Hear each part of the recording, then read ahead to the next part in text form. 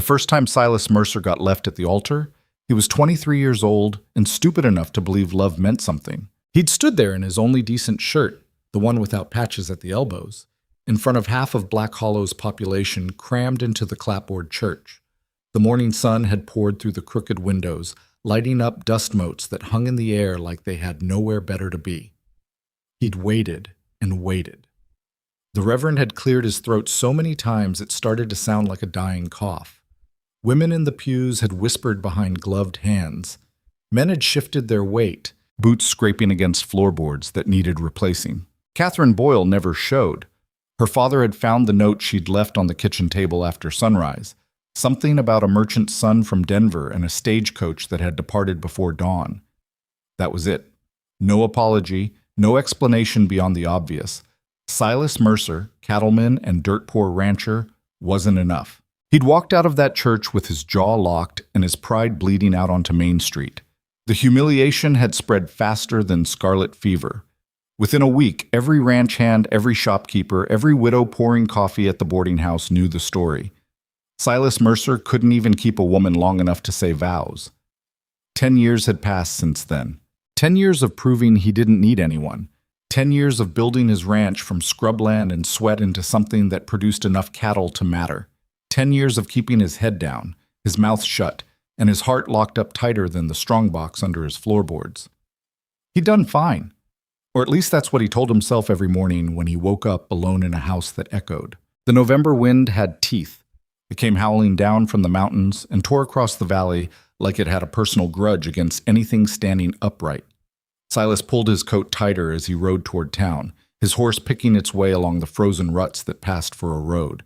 The sky hung low and gray, threatening snow but not quite delivering. Black Hollow hadn't changed much in a decade. Same crooked buildings leaning against each other like drunks. Same smell of wood smoke and horse manure. Same faces, just older and meaner. The town had been built by people who didn't have anywhere else to go, and it showed. Silas hitched his horse outside Brennan's general store and stepped inside, grateful for the warmth that hit him like a wall. The pot-bellied stove in the corner glowed red. Shelves lined with canned goods, fabric bolts, and ammunition created narrow aisles that smelled like coffee and lamp oil. Mercer. Tom Brennan stood behind the counter, wiping his hands on an apron that had seen better days. He was a thick man with thinning hair and the suspicious eyes of someone who'd been cheated too many times. Didn't expect you in town today. Need supplies. Silas pulled a list from his pocket. Flour, salt, coffee, beans. The basics. Winter's coming early. Always does. Brennan took the list, squinting at Silas's handwriting. You hear about the Doherty place? Silas's jaw tightened. What about it? Syndicate bought them out last week. Or took it. Depends who you ask. Brennan started pulling items from shelves, his movements practiced. Ben Doherty tried to fight the claim, but they had papers saying his water rights belonged to them. Legal, apparently. Judge Wickham signed off on it. Wickham's in their pocket. Everyone knows it. Doesn't make it less legal. Brennan set a bag of flour on the counter with a thump. They're calling themselves the Black Hollow Land and Cattle Syndicate now. Got some fancy lawyer from back east running things. They've taken 4 properties in 6 months. Silas had heard the rumors. A group of investors, men who'd never worked a day of honest labor in their lives, had been circling the valley like vultures, buying up water rights and grazing land. They used legal tricks, forged documents, and when that didn't work, they used intimidation. A few ranchers had sold out willingly. Most had been forced. They came sniffing around your place yet? Brennan asked. Not yet. They will. Brennan's expression turned grim. Your land's got the best water access in the valley. Spring-fed creek that doesn't dry up even in August. They'll want it. Silas knew. The creek was the only reason his ranch survived. Without it, his cattle would die, and the land would turn to dust. Let them come. Tough words for a man working alone. Brennan tallied up the supplies, scratching numbers on a piece of paper. Ben had 3 sons helping him, and they still lost. You got nobody. The words hung there, blunt and true. Silas paid for his supplies without responding. He loaded the crates onto his horse, tied them down with rope that had been repaired so many times it was more knot than line, and prepared to leave. Silas, he turned. Brennan stood in the doorway, arms crossed against the cold. "There's talk," Brennan said carefully, "about the water rights, legal standing. The syndicate's been challenging claims based on family status, saying single men don't have legitimate homestead rights to water resources. It's horseshit, but Judge Wickham's been ruling in their favor." Silas felt something cold settle in his gut. "What are you saying?" "I'm saying a man without a family is vulnerable right now. The syndicate's using every technicality they can find." Brennan shifted his weight. "Just thought you should know." Silas rode back to his ranch under a sky that had finally made good on its threat. Snow fell in thick, wet flakes that stuck to everything. By the time he reached his property, the world had turned white. His ranch wasn't much to look at. A house built from rough-hewn logs and stubborn hope. A barn that leaned slightly to the left. Corrals that needed mending, and land that stretched toward the mountains in rolling waves of scrub grass and rock. But it was his. Every fence post, every water trough, every goddamn nail had been placed by his own hands. He'd built it alone, and he'd be damned if he'd lose it. That night, Silas sat at his kitchen table with a bottle of whiskey and a problem that wouldn't solve itself. The lamp burned low, casting shadows that made the empty chairs around the table look like ghosts. Family status, legal standing. He turned the words over in his mind like stones, looking for a way around them. There wasn't one. The law was clear, even if the application was corrupt. A man claiming homestead water rights needed to prove legitimate settlement, and increasingly, that meant family. Wife, children, the trappings of civilization that proved you weren't just passing through. Silas had none of that. He'd spent 10 years building walls instead of bridges, proving he didn't need anyone. And now that independence was going to cost him everything, the whiskey burned going down but didn't offer any answers. He thought about Catherine Boyle for the first time in years, wondered where she'd ended up if the merchant's son had given her the life she wanted, wondered if she ever thought about the man she'd left standing in front of an audience, holding his dignity together with both hands while it crumbled anyway. Probably not. People moved on. They forgot. They built new lives and didn't look back at the wreckage they'd left behind. Silas had moved on too, or convinced himself he had. But sitting alone in a house that had never held laughter, staring at a future that looked like loss.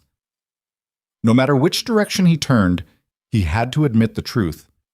He'd survived the last 10 years. But survival wasn't the same as living. The snow kept falling. Somewhere in the darkness, his cattle huddled together for warmth. The creek that kept them all alive ran cold and clear, indifferent to the men who'd kill for the right to claim it. Silas poured another drink and started considering options he'd sworn he'd never touch. 3 days later, Silas stood in the offices of Hayes and Morton Territorial Matrimonial Services, feeling like a fool for the second time in his life. The office occupied the second floor of a building on Main Street, above a tailor's shop that smelled like starch and disappointment. A clerk with spectacles and ink-stained fingers had led him upstairs to a room that tried too hard to look respectable. Velvet curtains, polished desk, framed certificates on the wall promising dignified arrangements for frontier gentlemen. Matrimonial services, a fancy name for what everyone else called mail-order brides. James Morton sat across from Silas, a thin man in a suit that probably cost more than Silas's horse. He had the smooth face of someone who'd never missed a meal and the practiced smile of someone who made his living off other people's desperation. "Mr. Mercer." Morton's voice carried an Eastern accent that hadn't been worn down by frontier weather.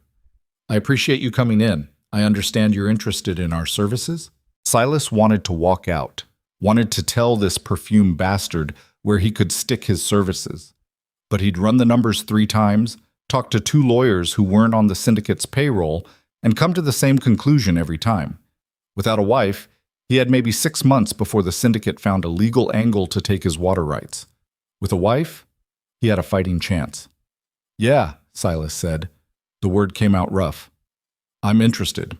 Morton's smile widened slightly. "Excellent. We maintain correspondence with a number of refined young women in the East who are seeking opportunities in the territories. Many are educated, skilled in household management, and eager to establish themselves in, I don't care about refined." Silas cut him off. "I need someone who can handle frontier life. Someone who won't run at the first sign of hardship." Something flickered in Morton's expression. Amusement, maybe, or pity. Of course, we do require some information to facilitate an appropriate match. Your property value, annual income, household accommodations.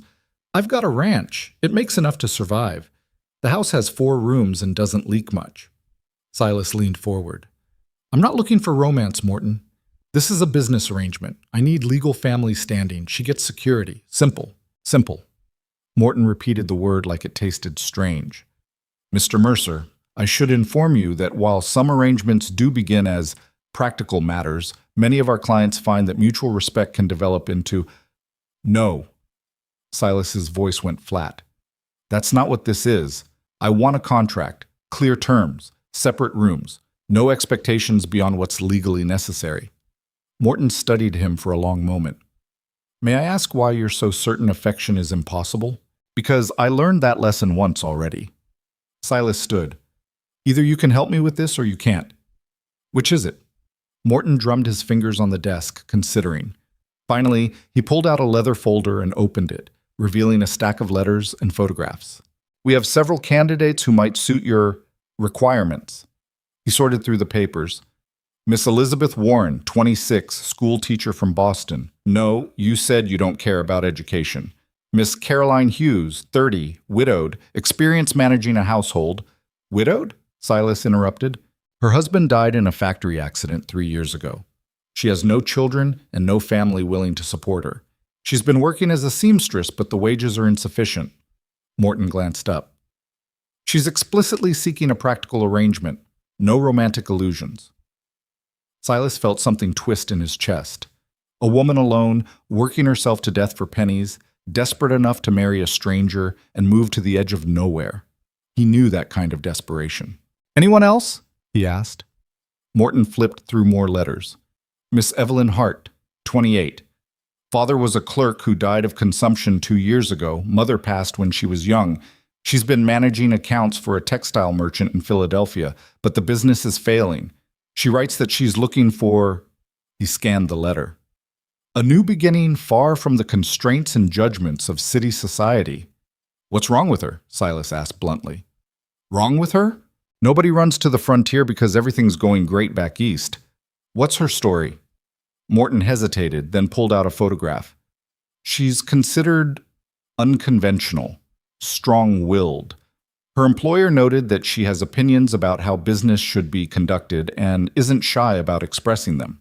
Several potential matches have declined after correspondence because they found her too independent. Silas took the photograph. It showed a woman with dark hair pulled back severely, sharp features, and eyes that looked directly at the camera without smiling.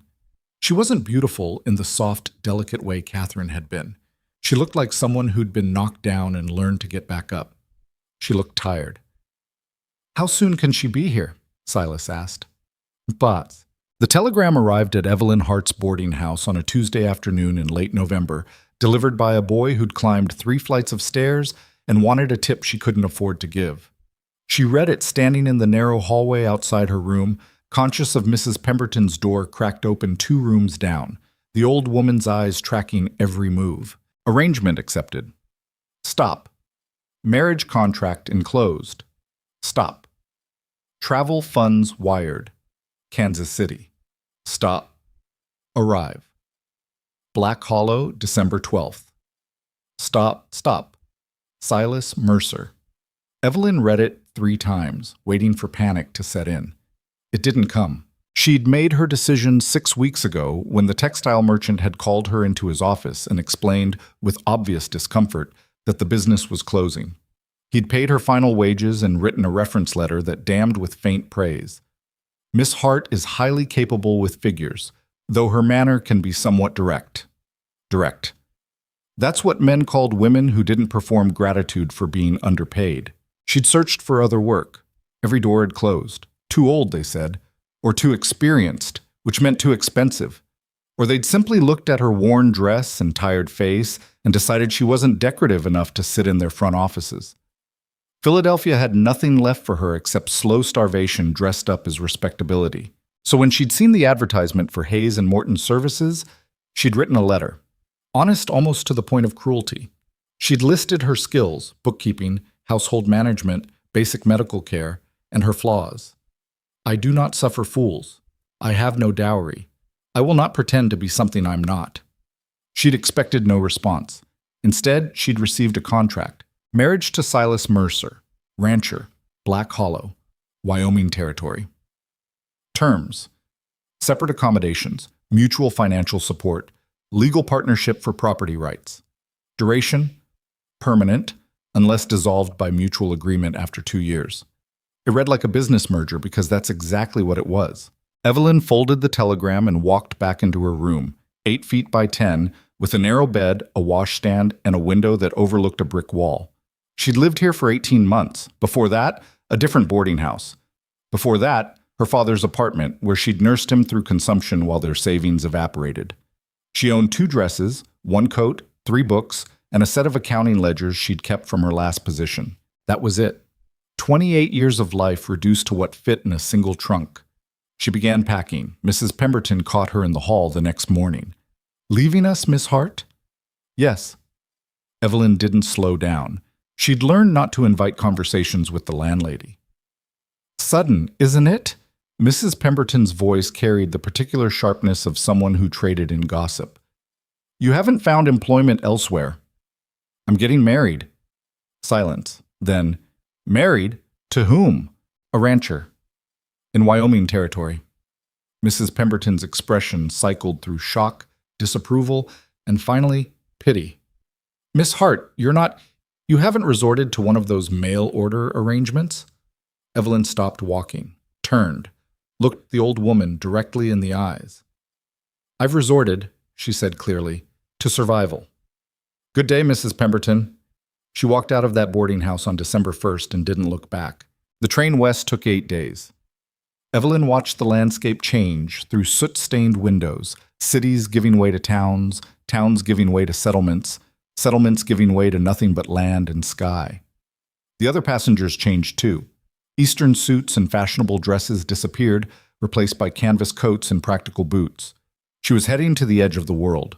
At Kansas City, she collected the travel funds Mercer had wired and bought supplies: sturdy fabric, needles, and thread, basic medicines, seeds for a kitchen garden, things that wouldn't be easy to find in Black Hollow. The clerk who helped her was a middle-aged woman with kind eyes and rough hands. "Heading to the territories?" the woman asked. "Yes." "Got family there?" Evelyn hesitated, then, "A husband." The woman nodded slowly. "Advice from someone who made that trip 20 years ago. Bring more warm socks than you think you need, and don't expect it to be anything like what you're leaving behind." "I'm not expecting anything," Evelyn said. "Good." The woman wrapped the supplies in brown paper. Expectations just give life something to disappoint. The final leg of the journey took 3 days by stagecoach. Evelyn shared the cramped interior with a whiskey salesman, a preacher with breath that could kill flies, and a young couple so obviously in love it made her teeth hurt. The couple whispered to each other constantly. The wife, she couldn't have been more than 19, kept giggling at whatever her husband said. He looked at her like she'd hung the moon personally. Evelyn turned away and watched the landscape roll past. Love was a luxury. She'd learned that watching her father waste away, watching wages shrink, watching doors close. Love didn't keep you fed. It didn't put a roof over your head. It was a pretty story people told themselves when they could afford to believe in pretty stories. She'd outgrown pretty stories around the same time she'd outgrown childhood. The stagecoach pulled into Black Hollow on December 12th, exactly on schedule. Evelyn stepped down onto frozen mud, her legs shaking from days of being cramped in the coach. The town looked like it had been thrown together by someone who'd given up halfway through. Buildings leaned at odd angles. The main street was a churned mess of half-frozen ruts. Everything wore a coating of dust and resignation. A few people moved along the wooden sidewalks, bundled against the cold. They all turned to look at the stagecoach. Strangers were rare enough to draw attention. "Miss Hart?" She turned. A man stood a few feet away, tall, broad-shouldered, wearing a coat that had seen hard use and a hat pulled low against the wind. His face was weathered, lined around the eyes and mouth, dark hair showing gray at the temples. Maybe 35. Maybe older. Hard to tell when a life had been lived outside. His eyes were blue. Cold blue. Like ice over deep water. "Mr. Mercer?" she said. Not a question. Yeah. He didn't move to help with her trunk, just stood there studying her like she was livestock he was considering purchasing. You're late. The stage was on time. I expected you at noon. It's past 3. Evelyn felt her jaw tighten. Then perhaps your expectations were unrealistic. Something flickered in his expression. Surprise, maybe. People probably didn't talk back to Silas Mercer very often. Your trunk the only one? He asked. Yes. He moved past her to haul it from the boot of the coach, lifting it like it weighed nothing. The driver handed down her smaller bag. Mercer loaded both onto a wagon hitched nearby, a plain work wagon built for function, not comfort. We'll go to the church first, Mercer said. Get this done, then head to the ranch. Get this done. Like she was a chore to be checked off a list. Evelyn climbed onto the wagon seat without assistance. Mercer swung up beside her, took the reins, and started the horses moving without another word. The church was the same clapboard building where Silas had been humiliated 10 years earlier, though Evelyn didn't know that.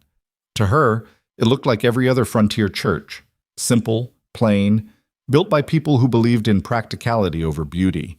Reverend Matthews was waiting inside.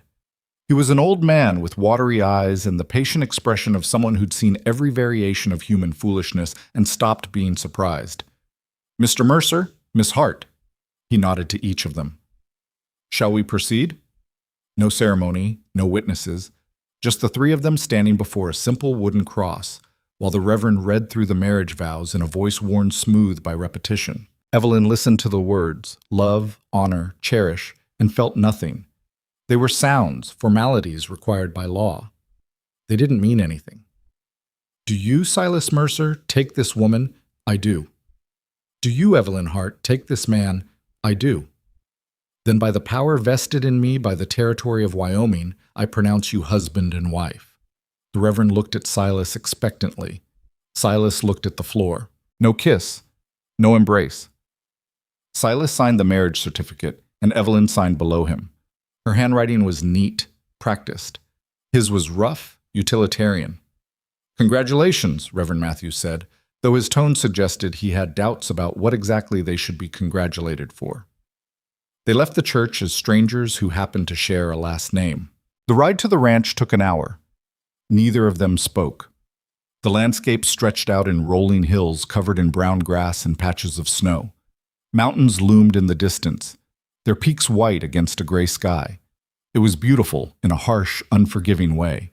The ranch appeared gradually, first the fences, then the corrals, then the buildings clustered together like they were huddling for warmth. The house was larger than Evelyn had expected, 2 stories of rough logs chinked with mud and moss. Smoke rose from a chimney. Cattle moved slowly across a far pasture. Mercer pulled the wagon to a stop near the house and climbed down. He grabbed Evelyn's trunk and carried it to the door without waiting for her. The interior was dim, cold, except for the kitchen where a fire burned in a cast-iron stove. The furniture was sparse. A table, chairs, a worn sofa, everything clean but showing its age. No curtains, no rugs, no softness anywhere. A man's house. Your room is upstairs, second door on the left, Mercer said, setting her trunk down. Mine is at the end of the hall. Kitchen's here. Washroom is through there. Water has to be hauled from the pump outside. Evelyn nodded, taking it in. I'm up before dawn, Mercer continued. I'll make coffee, but I don't expect you to cook for me. You keep to yourself. I'll keep to myself. The ranch hands eat in the bunkhouse. You won't need to feed them. There's a root cellar out back with supplies. What exactly do you expect from me? Evelyn asked. He looked at her directly for the first time since the church. Nothing. That's the point. You're here for legal purposes. You don't have to do anything except exist and sign papers if I need you to. And if I want to do something, then do it. I don't care. He moved toward the door. I've got cattle to check. There's food in the larder. Make yourself at home. He left before she could respond. Evelyn stood alone in the cold kitchen, listening to his footsteps fade into the distance. Make yourself at home. She looked around at the bare walls, the empty shelves, the windows with no curtains. This wasn't a home. It was a structure. 4 walls and a roof. A place to survive, not live. She carried her trunk upstairs and found her room. It held a narrow bed, a washstand, and a wooden chair. The window looked out over the corrals and the land beyond. Evelyn unpacked her meager belongings, hanging her 2 dresses on pegs, setting her books on the washstand. It took less than 10 minutes. Then she sat on the bed and allowed herself exactly 5 minutes to feel the weight of what she'd done. She'd married a stranger, moved to the edge of nowhere, tied her legal existence to a man who'd made it clear he wanted nothing from her except her signature on documents. 5 minutes. Then she stood, straightened her dress, and went downstairs. If Silas Mercer thought she'd hide in her room and be grateful for shelter, he was about to learn differently. Evelyn Hart had survived worse than a cold welcome and an empty house, and she'd be damned if she'd let this place break her. The first week passed in near silence. Silas left before sunrise each morning, returning after dark smelling like cattle, cold air, and exhaustion. He'd nod at Evelyn if their paths crossed, fill a plate from whatever she'd cooked, and eat standing at the kitchen counter before disappearing upstairs. Some nights she heard him moving around in his room, floorboards creaking, boots dropping, but he never spoke unless absolutely necessary. Storm coming was the longest sentence he'd managed in 3 days. Evelyn didn't push. She'd learned early that men like Silas, men who'd built walls around themselves and called it strength, couldn't be forced into anything. They had to come to it on their own, or not at all. Instead, she did what she'd always done. She worked. The house had been neglected in the way houses got neglected when the person living in them had stopped seeing a reason to care. Dust coated every surface. The windows were so grimy they barely let in light. The curtain rods stood empty, and the kitchen shelves were chaos, beans mixed with nails, coffee grounds spilled across warped wood, mice droppings in the corners. Evelyn started with the kitchen. She hauled water from the pump until her arms ached, scrubbed the shelves with lye soap that cracked her hands, and reorganized everything into something resembling order.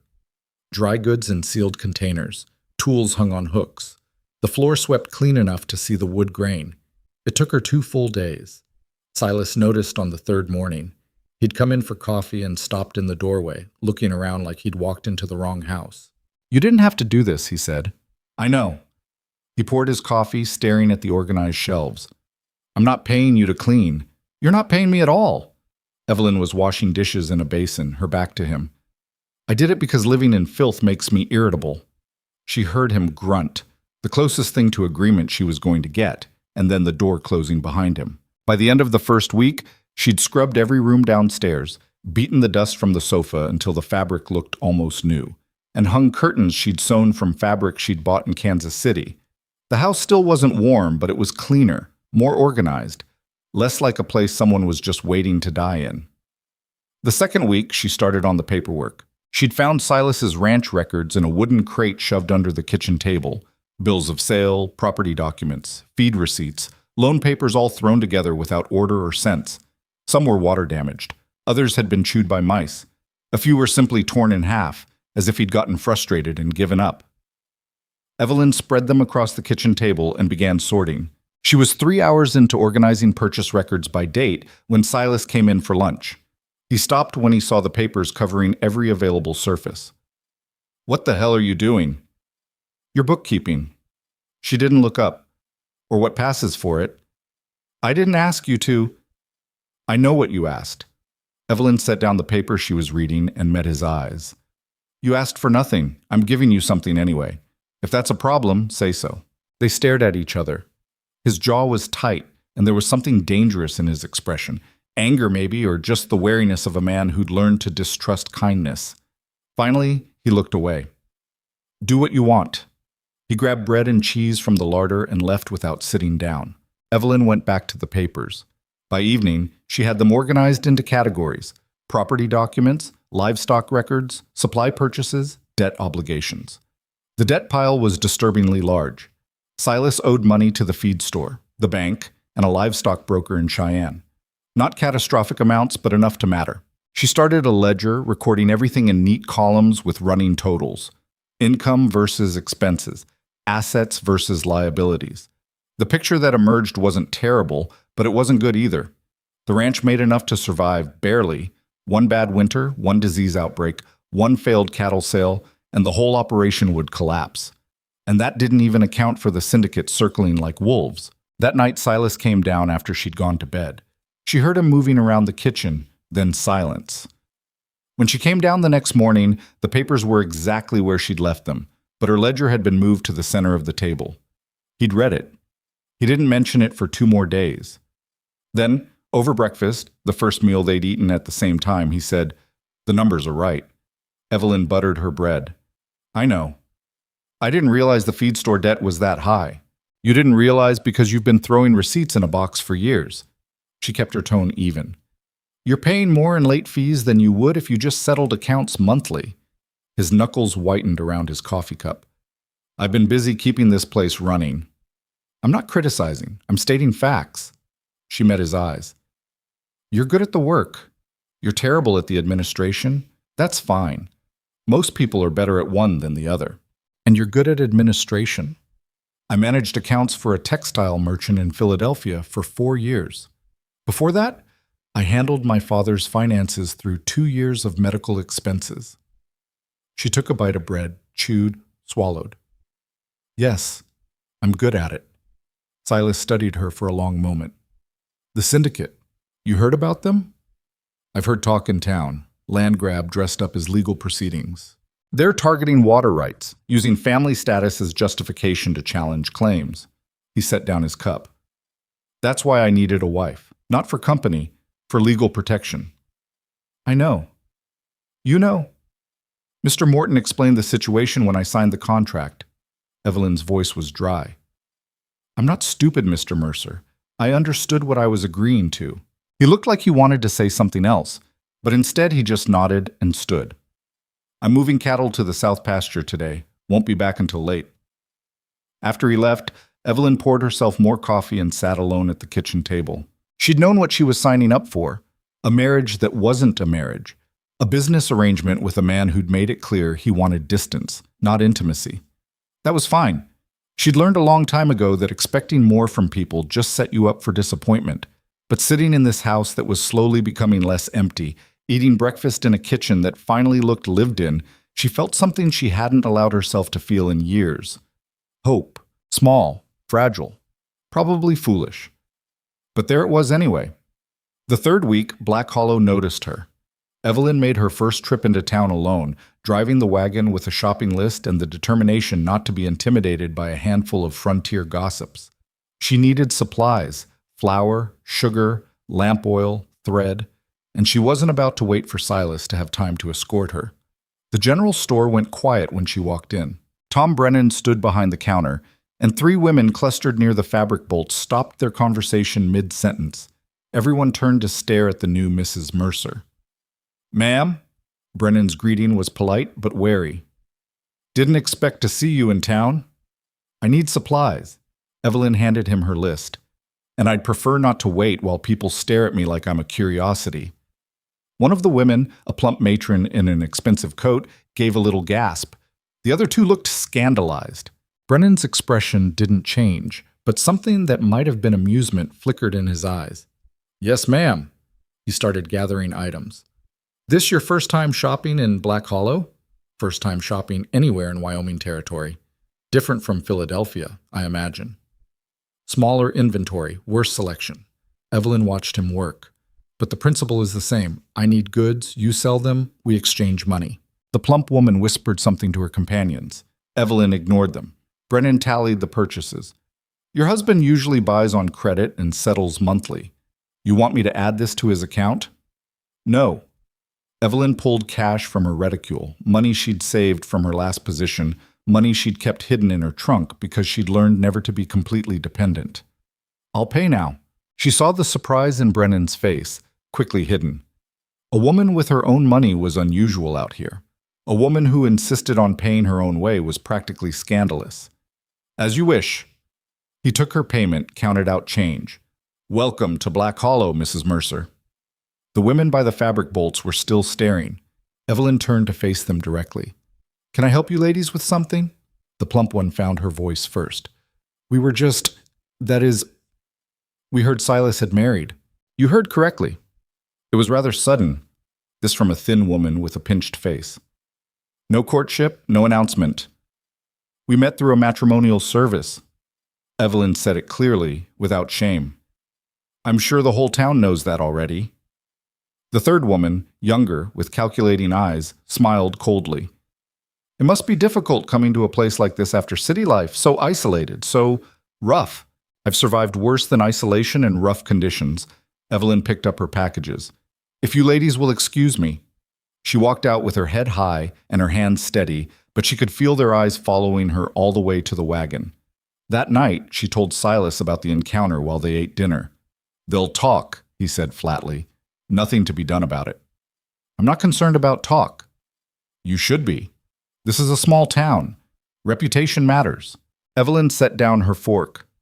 My reputation in Philadelphia was that I was too direct, too opinionated, and too unmarriageable.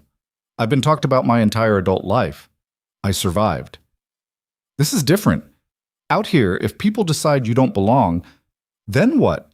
They'll refuse to sell me flour? Exclude me from quilting circles? She laughed, sharp and bitter. I didn't come here to make friends, Mr. Mercer. I came here to survive. The rest doesn't matter. He looked at her across the table, something shifting in his expression. You're harder than I expected. You expected someone soft and grateful? I expected... He trailed off, shaking his head. I don't know what I expected. Well, you got me. Hard, ungrateful, and insufferably direct. She stood, collecting plates. If that's a problem, you should have specified it in the contract. For the first time since she'd arrived, Silas almost smiled. No takebacks on contracts. Exactly. December gave way to January, and the cold settled in hard. The temperature dropped until water left in buckets overnight froze solid. The wind came howling down from the mountains with enough force to rattle the windows. Snow fell in fits and starts. Not the gentle, pretty snow of Christmas cards, but hard, driving snow that stung exposed skin and turned the world white and hostile. Evelyn learned the rhythms of ranch life. Up before dawn to start the kitchen fire. Coffee made before Silas came down. Breakfast that could be eaten quickly because there was always work waiting. She'd watch him bundle up in layers of wool and canvas, pull on gloves that were more patch than original material, and head out into cold that could kill the unprepared. Some days he took ranch hands with him, men who lived in the bunkhouse and whose names Evelyn was slowly learning. Jack, the foreman, who was 60 if he was a day, and missing 2 fingers on his left hand. Pete, young and eager and terrible at poker. A quiet man called Santos who spoke more Spanish than English and could rope a calf faster than anyone Evelyn had ever seen. They were wary of her at first. The boss's wife, city woman, probably wouldn't last the winter. But Evelyn had learned long ago that respect was earned through action, not demanded through status. When Pete cut his hand on barbed wire, she cleaned and stitched the wound with steady hands while he went white and sweaty. When Jack mentioned the bunkhouse stove was smoking, she found the problem in the flue and fixed it. When Santos's horse went lame, she watched Silas examine the hoof and ask questions until she understood what to look for. Slowly, their wariness shifted to grudging acceptance. Your wife's got sense, Jack told Silas one afternoon, not knowing Evelyn was close enough to hear. More than half the women in town. She's got something, Silas agreed. His tone was neutral, but there was something underneath it Evelyn couldn't quite identify. The 4th week, the syndicate made their move. Silas came back from town with his jaw locked tight and violence simmering in his eyes. He stalked into the house, threw a legal document on the kitchen table, and stood there radiating fury. Evelyn picked up the paper and read it. It was a water rights challenge filed by the Black Hollow Land and Cattle Syndicate, claiming that Silas's access to the spring-fed creek constituted an illegal monopoly on shared resources. The document cited territorial law, homestead regulations, and a half-dozen legal precedents that Evelyn suspected had been cherry-picked to support their argument. They're saying I don't have legal claim to water that's been running through my land for 10 years. Silas's voice was tight. Water I've used to build this ranch from nothing. Do they have grounds? Evelyn asked, still reading. They have Judge Wickham in their pocket, same as they had when they took the Doherty place, and the Morrison Ranch, and every other property they've stolen. He slammed his hand on the table. Legal grounds don't matter when the judge is corrupt. Evelyn set down the paper. When's the hearing? 3 weeks? Then we have 3 weeks to build a case. She stood, moving to the crate where Silas kept his property documents. Where are your original homestead papers? What good will those do? They'll just... Mr. Mercer, Evelyn's voice cut through his anger. You can stand here and rage about corruption, or you can help me find every piece of documentation that proves your legal claim to this land and its water rights. Your choice. He stared at her. You think we can fight them? I think rolling over and dying is a poor strategy. She started pulling papers from the crate. Now, homestead papers. Where are they? For the next 2 weeks, Evelyn turned the kitchen into a war room. She spread documents across every surface, creating timelines and cross-referencing dates. She rode into town and spent hours at the county recorder's office, copying land transfer records and water right assignments by hand until her fingers cramped. She interviewed neighboring ranchers who'd lost their land, taking careful notes about the syndicate's tactics. And she found discrepancies, small ones at first. A date that didn't match.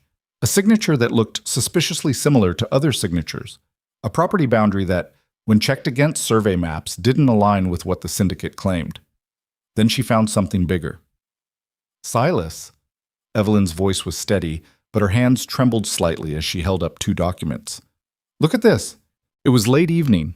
Silas had just come in from checking fence lines in the freezing dark. He was exhausted, covered in grime, and wanted nothing more than food and sleep. But something in Evelyn's tone made him pay attention. What is it? This is the syndicate's filing for the Morrison Ranch water rights. She set down one paper. And this is the county survey map from 1869. Silas looked at both documents, not seeing it. The creek they claim runs through Morrison land? Evelyn pointed to the survey map. According to this, it doesn't. The natural boundary is a 1/4 mile east. They've moved the property line on their filing. They forged a survey map? Not forged, misrepresented. Her eyes were bright with something fierce. And if they did it once, they've probably done it before. We need to check every property transfer they've made against the original county records. That's dozens of properties. Then we'd better get started. They worked through the night. Silas made coffee while Evelyn spread maps and property records across the table. She taught him what to look for. Inconsistencies in boundaries, discrepancies in dates, signatures that didn't quite match. He was slower than her at reading the dense legal language, but he had an intimate knowledge of the land that she lacked. Together, they found pattern after pattern of manipulation. By dawn, they had evidence of fraud in 11 property transfers. This could work, Silas said. His voice was rough from exhaustion and something that might have been hope. If we can get this in front of someone who isn't on their payroll, the territorial governor. Evelyn was already writing a letter, her handwriting neat despite the fatigue. We file a complaint that bypasses the local court entirely. Force an independent investigation. Silas watched her write, this woman who'd arrived less than 2 months ago and was now fighting for his ranch like it was her own. Because it was her own, he realized. The moment she'd signed that marriage certificate, his battles had become hers. Why are you doing this? He asked. She didn't stop writing. Doing what? Fighting for this place. You could walk away. The contract has a dissolution clause after 2 years. You could wait it out, leave, go back east. And go back to what? She set down the pen and looked at him directly. A boarding house room and wages that can't keep pace with rent? Working for men who pay half what I'm worth because I don't smile enough? She laughed, brittle. This ranch might be harsh and cold and hanging by a thread, but it's mine, legally mine. That's more than I've ever had in my entire life. Something in Silas's chest cracked open. He'd spent 10 years thinking Catherine Boyle had left because he wasn't enough. Not wealthy enough, not refined enough, not whatever it was women wanted. But Evelyn wasn't looking for wealth or refinement. She was looking for the same thing he'd been searching for since he'd built this ranch from dirt and determination. She wanted to belong somewhere. We're going to win this, he said. Maybe. Evelyn picked up her pen again. Or maybe we'll lose everything and end up with nothing, but at least we'll go down fighting. Silas smiled, actually smiled, for the first time in longer than he could remember. Yeah, at least there's that. The hearing was set for the last Tuesday in January. Silas and Evelyn rode into town together in the wagon, their evidence packed in a leather satchel that had belonged to Evelyn's father. The sky was overcast, threatening snow. The temperature hovered just above freezing, cold enough to bite but not cold enough to be clean about it. Black Hollow's courthouse was a two-story building that tried to look official and mostly succeeded. Judge Wickham presided over a wood-paneled courtroom that smelled like old smoke and older corruption. He was a fat man with thinning hair and eyes that calculated advantage like a snake calculated distance to prey. The syndicate's lawyer was everything Silas had expected. Eastern suit, smooth voice, condescending smile. His name was Reginald Hoffman, and he treated the whole proceeding like a performance he'd already won. "Your Honor," Hoffman began, standing with the kind of confidence that came from knowing the outcome was predetermined. The Black Hollow Land and Cattle Syndicate seeks to address a clear abuse of territorial water resources. Mr. Mercer has monopolized access to a spring-fed creek that should, by law, be available to all homesteaders in the valley. "That's a damn lie," Silas said. Judge Wickham banged his gavel. "You'll have your turn to speak, Mr. Mercer." Hoffman smiled. "The syndicate has documentation proving that the water in question flows through multiple properties and cannot be claimed as exclusive resource by a single individual, particularly one whose homestead status is questionable at best." "Questionable how?" Evelyn asked. Every head in the courtroom turned toward her. Women didn't speak in legal proceedings. Not out here. Judge Wickham's face darkened. "Mrs. Mercer, this court does not recognize—" "This court will recognize the legal wife of the defendant," Evelyn said clearly. "Or it will explain why testimony from family members is inadmissible in territorial proceedings." Wickham looked like he wanted to throw her out bodily. But there were too many witnesses, and even a corrupt judge had to maintain some pretense of fairness. "You may speak," he said through gritted teeth. Evelyn stood. "You claim my husband's homestead status is questionable. On what grounds?" Hoffman's smile slipped slightly. "On the grounds that until recently, Mr. Mercer maintained no legal family ties, and now he does." Evelyn pulled the marriage certificate from the satchel. "We were married on December 12th. Our union was properly witnessed and recorded. Unless this court is prepared to invalidate a legal marriage?" Silence. Hoffman recovered quickly. "The marriage is not in question, Mrs. Mercer. However, the water rights claim predates your marriage and remains valid regardless of when the marriage occurred." Evelyn set down the certificate and picked up another document. "Territorial law specifies that homestead water rights are granted to the property holder, not contingent on marital status. The syndicate's own filing acknowledges this in paragraph 7. She'd memorized their argument and was using it against them. Hoffman's jaw tightened. "Your Honor, this is highly irregular." "What's irregular," Evelyn interrupted, "is the syndicate's claim to water that has flowed exclusively through my husband's property for a decade." She pulled out the survey maps. "These are county records from 1869 showing the original property boundaries. And these are the boundaries cited in the syndicate's filing. They don't match." She laid both maps on the judge's bench. Wickham barely glanced at them. "The maps show natural variation in— The maps show deliberate misrepresentation of property lines." Evelyn's voice cut through the courtroom. "The syndicate has moved boundaries to support fraudulent water rights claims. And this isn't the first time." She pulled out more documents, the Morrison Ranch records, the Doherty property, 11 other cases where the syndicate's filings didn't match the original county surveys. "This is a pattern of fraud," Evelyn said. "And we filed a complaint with the territorial governor requesting an independent investigation into every property. Transfer the Black Hollow Land and Cattle Syndicate has made in the last 2 years." The courtroom erupted.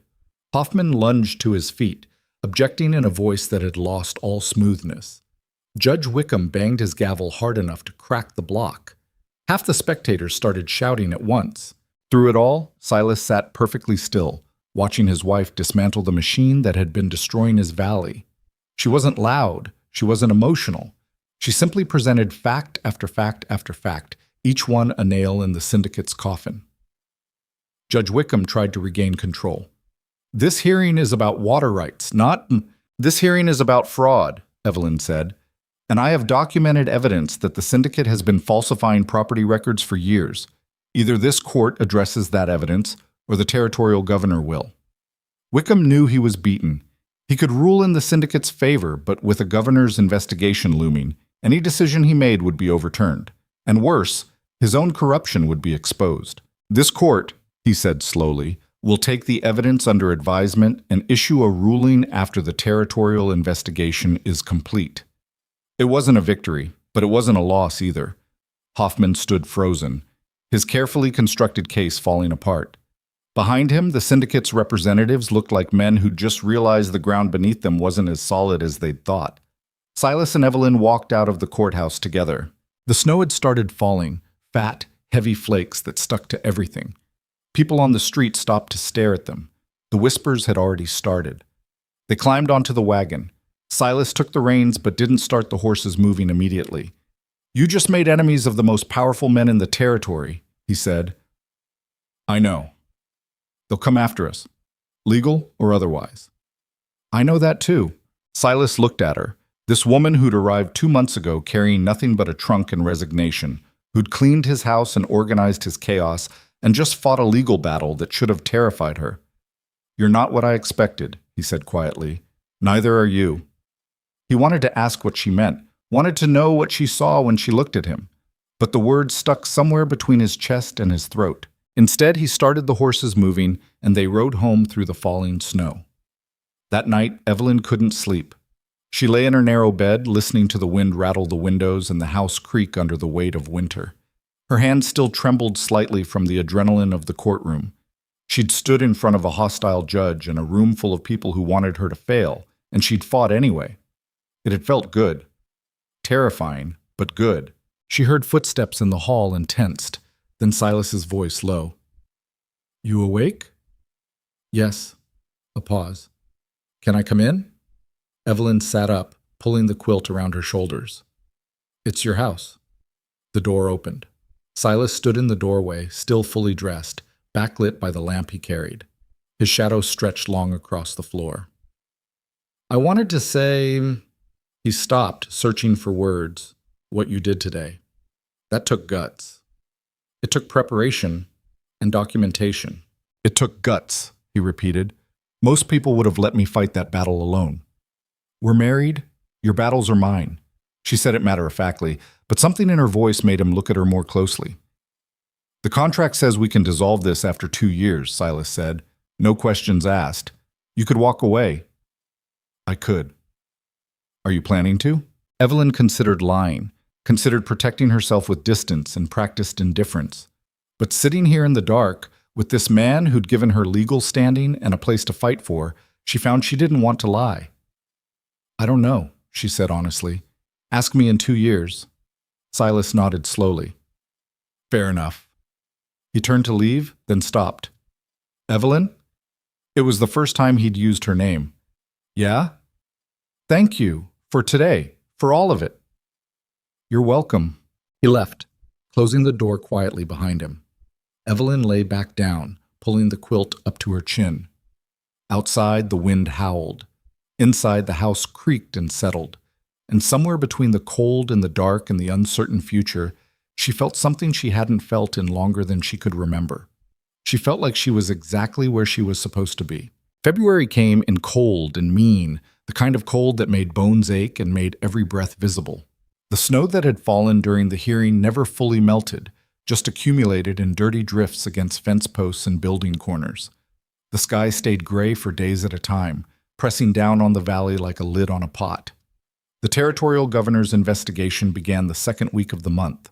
2 officials arrived from Cheyenne, a clerk with round spectacles and ink-stained cuffs, and a marshal named Davis, who wore his authority like a second coat. They set up in the courthouse and started demanding records, property transfers, water rights filings, court proceedings. Everything the syndicate had touched in the last 5 years. Judge Wickham suddenly remembered urgent business in Denver and left town on the morning stage. Evelyn watched the investigation unfold from a careful distance. She'd given Davis copies of everything she'd found, walked him through the discrepancies, and then stepped back. The officials didn't need her interference, and she had enough sense to know when to let professionals work. Besides, she had her own problems. The ranch hands were restless. Jack pulled Silas aside 3 days after the hearing, his weathered face tight with worry. "Boss, we got trouble brewing." They were standing in the barn, the smell of hay and horse sweat thick in the air. Silas had been checking tack, looking for weak spots that needed mending before they failed at the wrong moment. "What kind of trouble?" Pete rode out to check the north fence line yesterday. Found 2 sections cut clean through. Wire snipped, posts pulled loose. Jack's jaw worked. Wasn't weather damage. Somebody did it deliberate. Silas felt his hands tighten on the bridle he'd been examining. Cattle get through? Not yet. Pete fixed it temporary, but it won't hold if someone comes back to finish the job. The syndicate? That'd be my guess. Jack shifted his weight. They ain't happy about what happened in court. Word is, they're looking to send a message.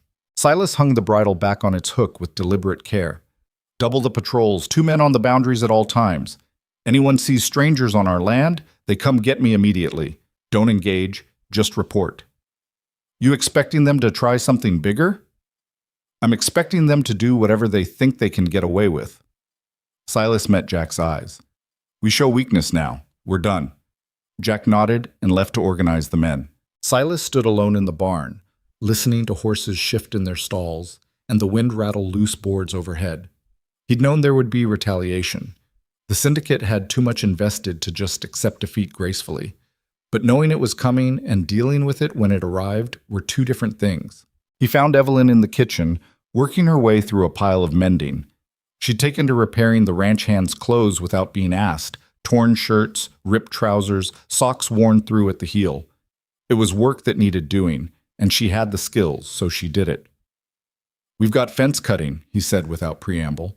Her hand stilled on the shirt she was stitching. How bad? 2 sections. Deliberate damage. He pulled out a chair and sat, the exhaustion of constant vigilance settling into his shoulders. It's starting. Evelyn set down the mending. What do you need? I don't know yet. He rubbed his face. More men would help, but I can't afford to hire anyone else. The hands we've got are stretched thin already. Then we make do with what we have. She stood, moving to the stove to pour coffee. Have you talked to the other ranchers? The ones who still have their land? What good would that do? Safety in numbers. She handed him a cup. If the syndicate is targeting you for fighting back, they might target others too. Coordinated defense is harder to break than isolated resistance. Silas considered it. The valley's remaining independent ranchers were a stubborn bunch, men who'd held on to their land through drought, harsh winters, and economic collapse. They weren't exactly friendly with each other, but they shared a common enemy now. It's worth a try, he admitted. Then try it. Evelyn picked up her mending again. And Silas? Be careful. Men who cut fences don't stop at property damage. He knew. The violence was escalating, and eventually someone was going to get hurt. He just hoped it wouldn't be one of his people. That night, he lay awake in his room, listening to the house settle and Evelyn moving around in hers. Over the past 2 months, he'd gotten used to the sounds of her presence, footsteps on the stairs, water being poured, the soft rustling of pages when she read before bed. The house didn't echo anymore. It felt lived in. He'd started noticing other things too. The way she tucked loose hair behind her ear when she was concentrating. The precise way she organized everything, like chaos, was a personal insult. The fact that she never complained, even when the work was hard and the conditions were miserable. She'd arrived expecting nothing and demanding nothing, and somehow that made him want to give her everything. It was a dangerous line of thinking. Silas had spent 10 years protecting himself from exactly this feeling. The slow creep of trust, the unwanted warmth of companionship, the treacherous hope that maybe this time would be different. Catherine had taught him that love was a weapon people used to get what they wanted, and then discarded when something better came along. But Evelyn wasn't Catherine. She'd stood in front of a hostile courtroom and fought for land that wasn't even hers yet. She'd reorganized his chaos and mended his fences, literal and metaphorical, without asking for thanks or recognition. She'd taken his defensive silences and sharp edges and just worked around them, like she understood that broken things didn't need to be fixed to be useful. Silas turned over, punching his pillow into a different shape that still wasn't comfortable. He had enough problems without adding complicated feelings to the mix. The syndicate was escalating. The investigation was ongoing. Spring was coming, which meant calving season and all the chaos that entailed. He didn't have time for this. But lying there in the dark, listening to Evelyn's door close softly down the hall, he couldn't quite convince himself that time was the issue. The ranchers' meeting happened on a Saturday afternoon at the Morrison place, or what was left of it. Ben Morrison had lost his land to the syndicate 6 months ago, but he'd refused to leave the valley entirely. He'd moved into a rundown line shack on his brother's property and took work where he could find it. His brother's land was barely holding on, but it was still independent, and the house was big enough to fit a dozen angry men around a scarred kitchen table. Silas arrived with Evelyn, which raised some eyebrows. Women didn't typically attend ranch business meetings, but Evelyn had been the one to dismantle the syndicate's case in court, and every man there knew it. Ben Morrison was 50, weathered as old leather, with eyes that had seen too much loss. He nodded at Silas and Evelyn as they entered. "Mercer, ma'am." "Ben." Silas took an empty chair. Evelyn stood behind him, her hands folded, her expression neutral. The other ranchers trickled in over the next 20 minutes. Frank Dawson, who ran cattle on the eastern slopes. Tom Chen, whose family had worked a small spread near the foothills for 2 generations. The Garrett brothers, identical twins who finished each other's sentences and ran the tightest operation in the valley. When everyone had arrived, Ben cleared his throat. "Appreciate you all coming. I know none of us are exactly friendly, but we've got a common problem now." He looked around the table. "The syndicate's been quiet since the investigation started, but they ain't gone. And once the officials leave, they'll be back." "They're already back," Silas said. "I've got cut fences, deliberate sabotage." Mutters ran around the table. "I lost 3 head last week," Frank Dawson said. "Found them in a ravine with their throats cut. Wasn't wolves. Someone fired shots over my house 2 nights ago," Tom Chen added. "Didn't hit anything, but the message was clear." The Garrett brothers exchanged a look. The older one, by 3 minutes he always specified, leaned forward. "We caught 2 men trying to poison our water tank, ran them off before they could finish, but we recognized one of them. He works for the syndicate." The room went silent. Ben Morrison's hands curled into fists on the table. "So it's moved past legal theft. They're coming after us directly now." "We can't prove it was them," one of the other ranchers said. A younger man named Cooper, who'd inherited his father's land and his father's debts. "The men could claim they were acting alone." "Doesn't matter if we can prove it," Silas said. "What matters is what we do about it." "What can we do?" Cooper's voice cracked slightly. "They've got money, lawyers, and the judge in their pocket. We've got—" "What? A few hired hands in debt?" "We've got land," Evelyn said quietly. Every head turned toward her. She stepped forward, her hands still folded, her posture straight. "The syndicate wants your land because it's valuable. Water, grazing rights, strategic position. You've got something they need, which means you've got leverage. Leverage don't help when they're cutting fences and killing cattle," Frank Dawson said. "It does if you use it correctly." Evelyn's gaze moved around the table, meeting each man's eyes in turn. "Right now, you're all defending separately, isolated targets. But if you coordinate, shared patrols, combined resources, unified legal response, you become much harder to break." "You're talking about some kind of alliance?" Tom Chen looked skeptical. "I'm talking about survival." Evelyn's voice was matter-of-fact. "Individually, the syndicate can pick you off one at a time. Together, you're a significant obstacle." Ben Morrison studied her with interest. "You got experience with this kind of thing?" "I've got experience with men who use power to crush anyone weaker than them." Her jaw tightened. "The only way to fight that is to stop being weaker." Silence settled over the room. Then one of the Garrett brothers, the younger one, spoke up. "What exactly are you proposing?" Evelyn looked at Silas. He nodded slightly, giving her permission to continue. "Shared security patrols," she said. "Rotating schedule so your hands aren't stretched as thin. If one ranch spots trouble, everyone responds.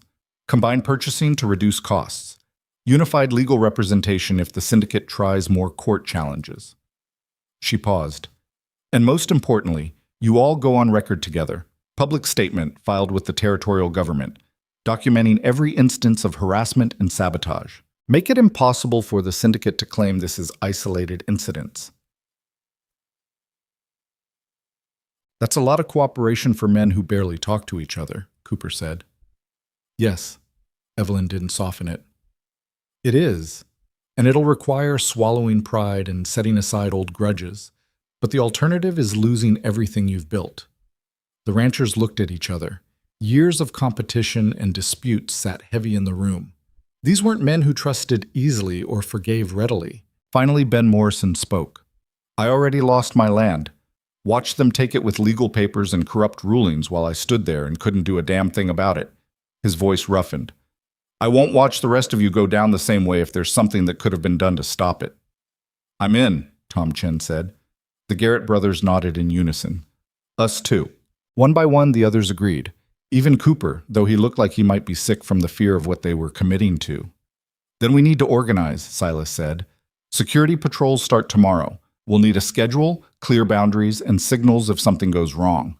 They spent the next 2 hours working out details. Who would patrol when? How to coordinate responses.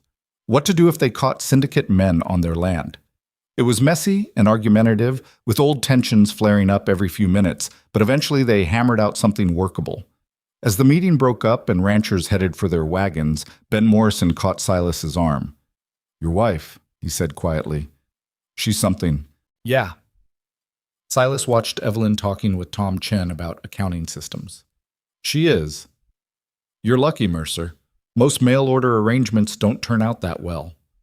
Silas thought about luck, about desperation and contracts, and two people who'd needed each other for all the wrong reasons and somehow ended up making it work anyway. Yeah, he said again. I guess I am. The ride home was quiet. Twilight had settled over the valley, painting everything in shades of purple and gray. The temperature was dropping fast, and Silas urged the horses to a quicker pace. You think they'll hold together? Evelyn asked. The ranchers? For a while. Long enough to matter, maybe. He glanced at her. That was good, what you did back there. Getting them organized. It was necessary. Still good. She was quiet for a moment, then. The syndicate won't like this. An alliance makes us harder to pick off, but it also makes us a bigger threat. I know. They'll escalate. I know that too. Silas's jaw tightened. But we don't have a choice. We stand together or we fall separately. Evelyn nodded, pulling her coat tighter against the cold. Then we'd better be ready for whatever comes next. What came next arrived 4 days later, just before dawn. Silas woke to the sound of horses and shouting. He was out of bed and pulling on his pants before he was fully conscious, his body reacting to years of training that said unexpected noise meant trouble. He grabbed the rifle he kept by his door and made it downstairs just as someone started pounding on the front door. Boss? Pete's voice, high and urgent. Boss, we got a problem. Silas yanked open the door. Pete stood there wild-eyed, his horse lathered behind him. What happened? Fire. South pasture. Someone set the grass. Silas's blood went cold. February meant dry grass, low humidity, and wind that could turn a small fire into an inferno in minutes. How bad? Bad and getting worse. Wind's pushing it toward the tree line. If it reaches the forest, wake everyone, every hand, every able body. Get buckets, wet blankets, anything that can fight fire. Silas was already moving, grabbing his coat and boots. Send someone to Morrison, Dawson, and the Garretts. We need help now. Pete ran for the bunkhouse. Evelyn appeared at the top of the stairs, already dressed. What can I do? Stay here. Keep the house safe. Like hell. She was down the stairs in seconds. You'll need every person who can swing a bucket. I'm coming. Silas wanted to argue, wanted to keep her away from the danger, but there wasn't time. Then stay close and do exactly what I say. They rode out together into darkness that was already flickering orange on the horizon. The fire had started in the south pasture, exactly where the damage would hurt most. It was racing north on the wind, consuming dry winter grass and moving toward the tree line that separated Silas's land from the forest beyond. If it reached those trees, it would explode into something unstoppable. The ranch hands were already there, beating at flames with wet blankets and digging fire breaks with shovels. Santos was driving cattle away from the blaze, his horse dancing nervously as smoke thickened the air. Jack directed men with the economy of someone who'd fought fires before. Mercer! Jack shouted over the roar. We can't hold the whole line. We gotta let the pasture go and focus on stopping it before it hits the trees. Silas assessed quickly. The pasture was already lost, 30 acres of grazing land turning to ash. But if they could create a fire break at the tree line, they might contain it. Fall back to the trees, dig a break 20 feet wide, clear everything combustible. The men scrambled to comply. Evelyn grabbed a shovel from the wagon and joined the line of people frantically digging. The heat was intense, even at a distance. Smoke burned her throat and made her eyes water. Embers drifted on the wind like malevolent fireflies, landing on clothing and hair and grass not yet burning. She dug until her hands blistered, until her back screamed, until she couldn't breathe without coughing. Around her, others did the same. Cowboys and wives and even a few townspeople who'd seen the smoke and come to help. Tom Chen arrived with 3 of his hands. The Garrett brothers showed up with buckets and grim determination. The alliance was holding. But the fire didn't care about alliances or determination.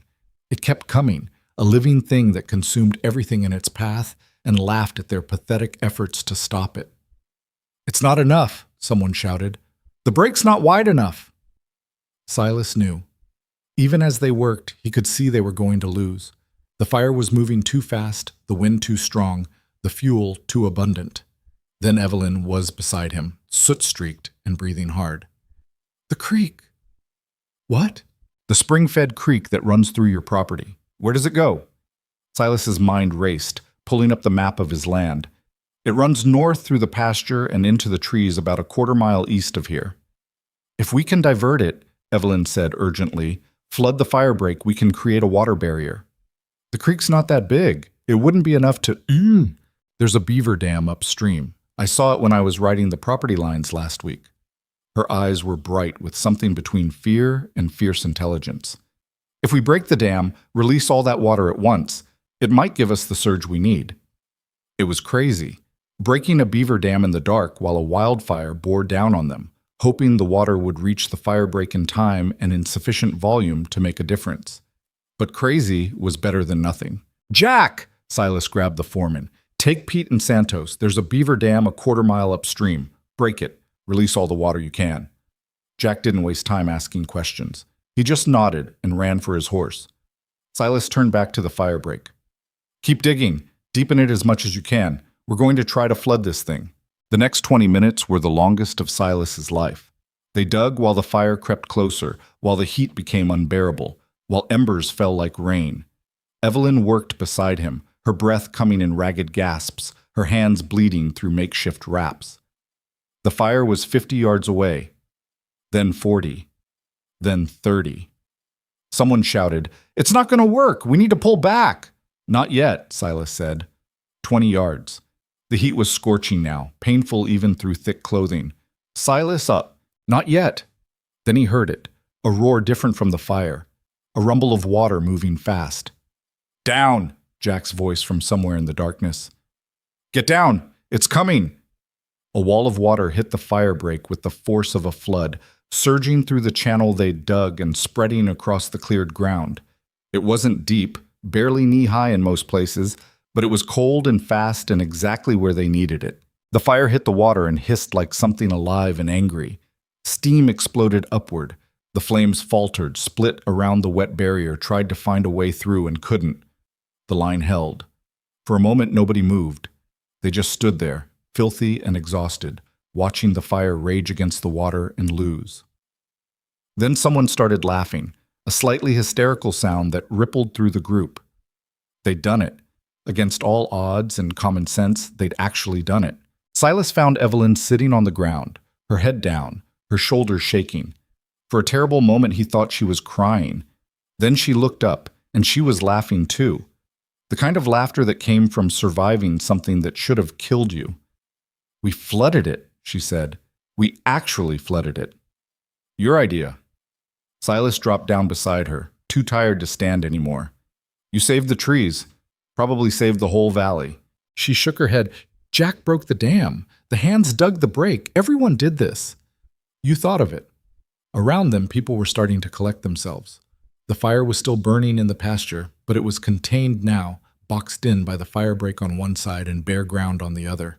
It would burn itself out by morning. Tom Chen approached, his face black with soot. "That was the damnedest thing I've ever seen." The Garrett brothers were right behind him, both grinning like idiots. "Told you this alliance thing would work." More ranchers and hands gathered, all of them looking like they'd fought a war. Which, in a way, they had. Ben Morrison was there too, though Silas hadn't seen him arrive. The older man looked at the contained fire, then at Silas, then at Evelyn. "The syndicate did this," he said. It wasn't a question. "Yeah," Silas's voice was flat. "They did." "Then it's time to stop playing defense." The group fell silent. "What are you saying, Ben?" Tom Chen asked. Morrison's jaw was set. "I'm saying they declared war when they started stealing land. They escalated when they started sabotaging operations. And they crossed a line when they started setting fires that could kill people." He looked around at the assembled group. "We've been reacting, defending. It's time to hit back." "Hit back how?" Frank Dawson asked. "By giving the territorial investigators everything we've got. Every cut fence, every dead animal, every threat and fire. We document it all, make it official, and force them to act." Ben's voice hardened. "And if the syndicate keeps pushing, we push harder. Legal action, public pressure, whatever it takes." Silas felt something shift in the group. A week ago, these men would have shied away from that kind of confrontation. Too risky, too likely to make things worse. But they just fought a fire together, worked side by side to save each other's land. That changed things. "I'm in," one of the Garrett brothers said. "Me too," Tom Chen agreed. One by one, the others nodded. Ben looked at Silas. "You started this when your wife tore apart their case in court. You willing to finish it?" Silas glanced at Evelyn. She was watching him, her face unreadable beneath the soot and exhaustion. "Yeah," Silas said. "We're willing." The sun was rising by the time everyone dispersed.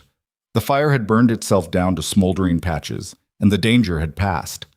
People headed home to clean up and sleep, but the alliance had solidified into something real.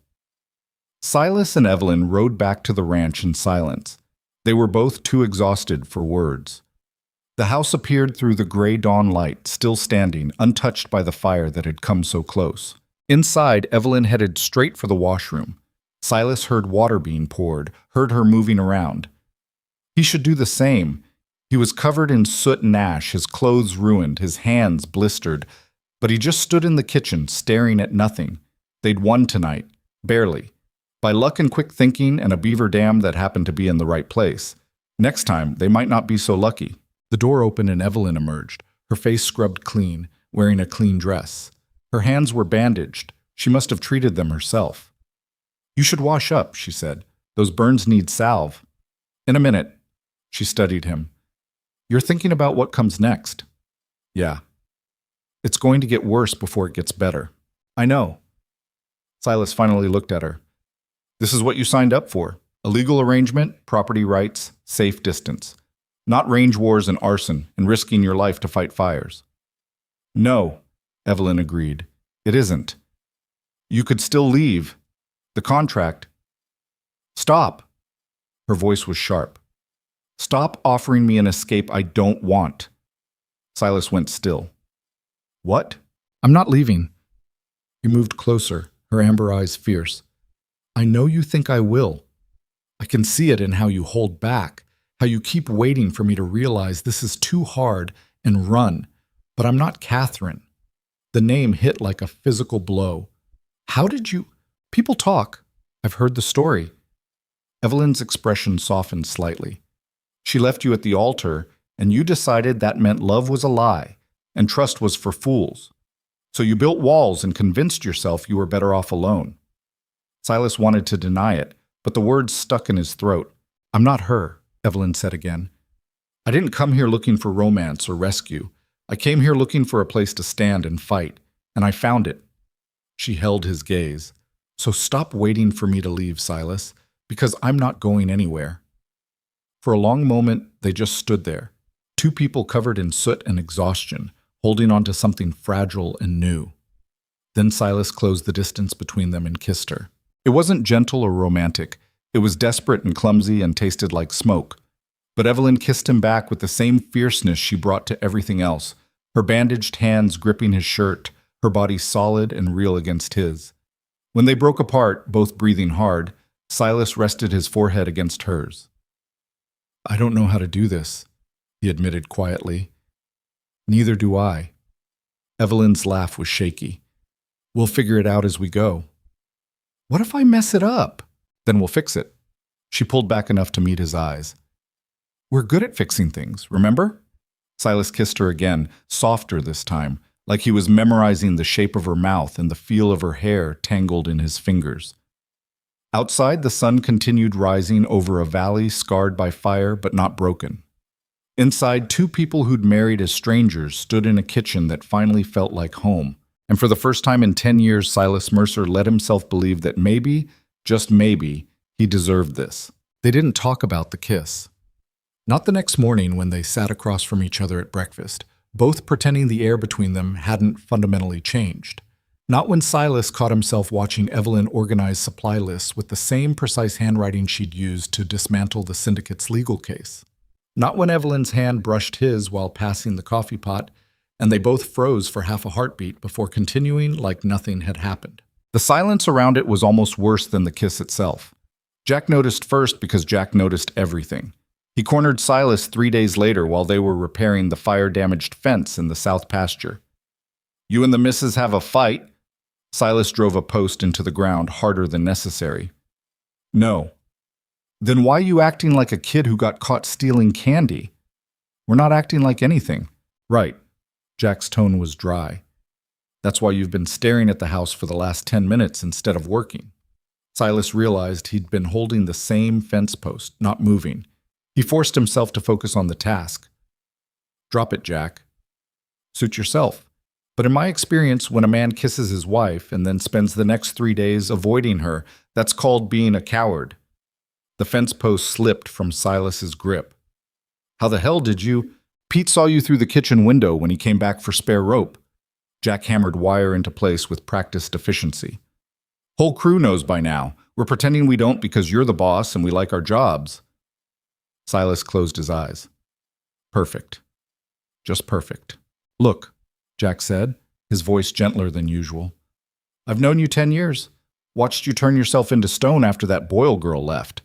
But your wife ain't her, and you're going to lose something real if you keep treating it like it's going to disappear." "You done with the philosophy?" "For now." Jack moved to the next section of fence. "But you might want to actually talk to the woman before she decides you're an idiot and acts accordingly." Silas worked in silence for another hour, but Jack's words stuck in his head like burrs in wool. He'd kissed Evelyn because in that moment, exhausted and raw and still high on adrenaline from the fire, he'd stopped being able to pretend he didn't want to. And she'd kissed him back with enough heat to make him think maybe she wanted it too. But wanting and keeping were different things. Catherine had wanted him right up until she didn't. Right up until something better came along and she'd walked away without a backward glance. And Silas had spent a decade building defenses against that kind of pain, only to have Evelyn Hart walk into his life and dismantle every single one without even trying. The thought terrified him. That night he found her in the kitchen with ledgers spread across the table. A familiar sight now. She was recording expenses in her neat columns, her hair falling loose from the pins she'd used that morning, lamplight turning it copper gold. She looked up when he entered. "The feed bill came in. It's higher than last month." "Prices went up." "I know. I'm adjusting the budget accordingly." She set down her pen. "We need to talk." Silas's stomach tightened. "About?" "About you avoiding me for 3 days." Her voice was matter-of-fact, but her eyes were sharp. "If the kiss was a mistake, just say so. We can forget it happened and go back to the arrangement we had." "That what you want?" "I asked you first." They stared at each other across the table, covered in financial records and careful calculations. All the practical business of running a ranch, while the impractical business of two people trying to figure out what they meant to each other hung between them like smoke. Silas sat down heavily. "I don't know how to do this, Evelyn." "You said that before." "I know. And I still don't have an answer." He rubbed his face. 10 years ago, I stood in front of half this town and got humiliated. And I swore I'd never put myself in that position again, never trust anyone enough to give them that kind of power. "So you built walls?" "Yeah." His laugh was bitter. "And you came along and just walked right through them like they weren't even there." Evelyn was quiet for a moment.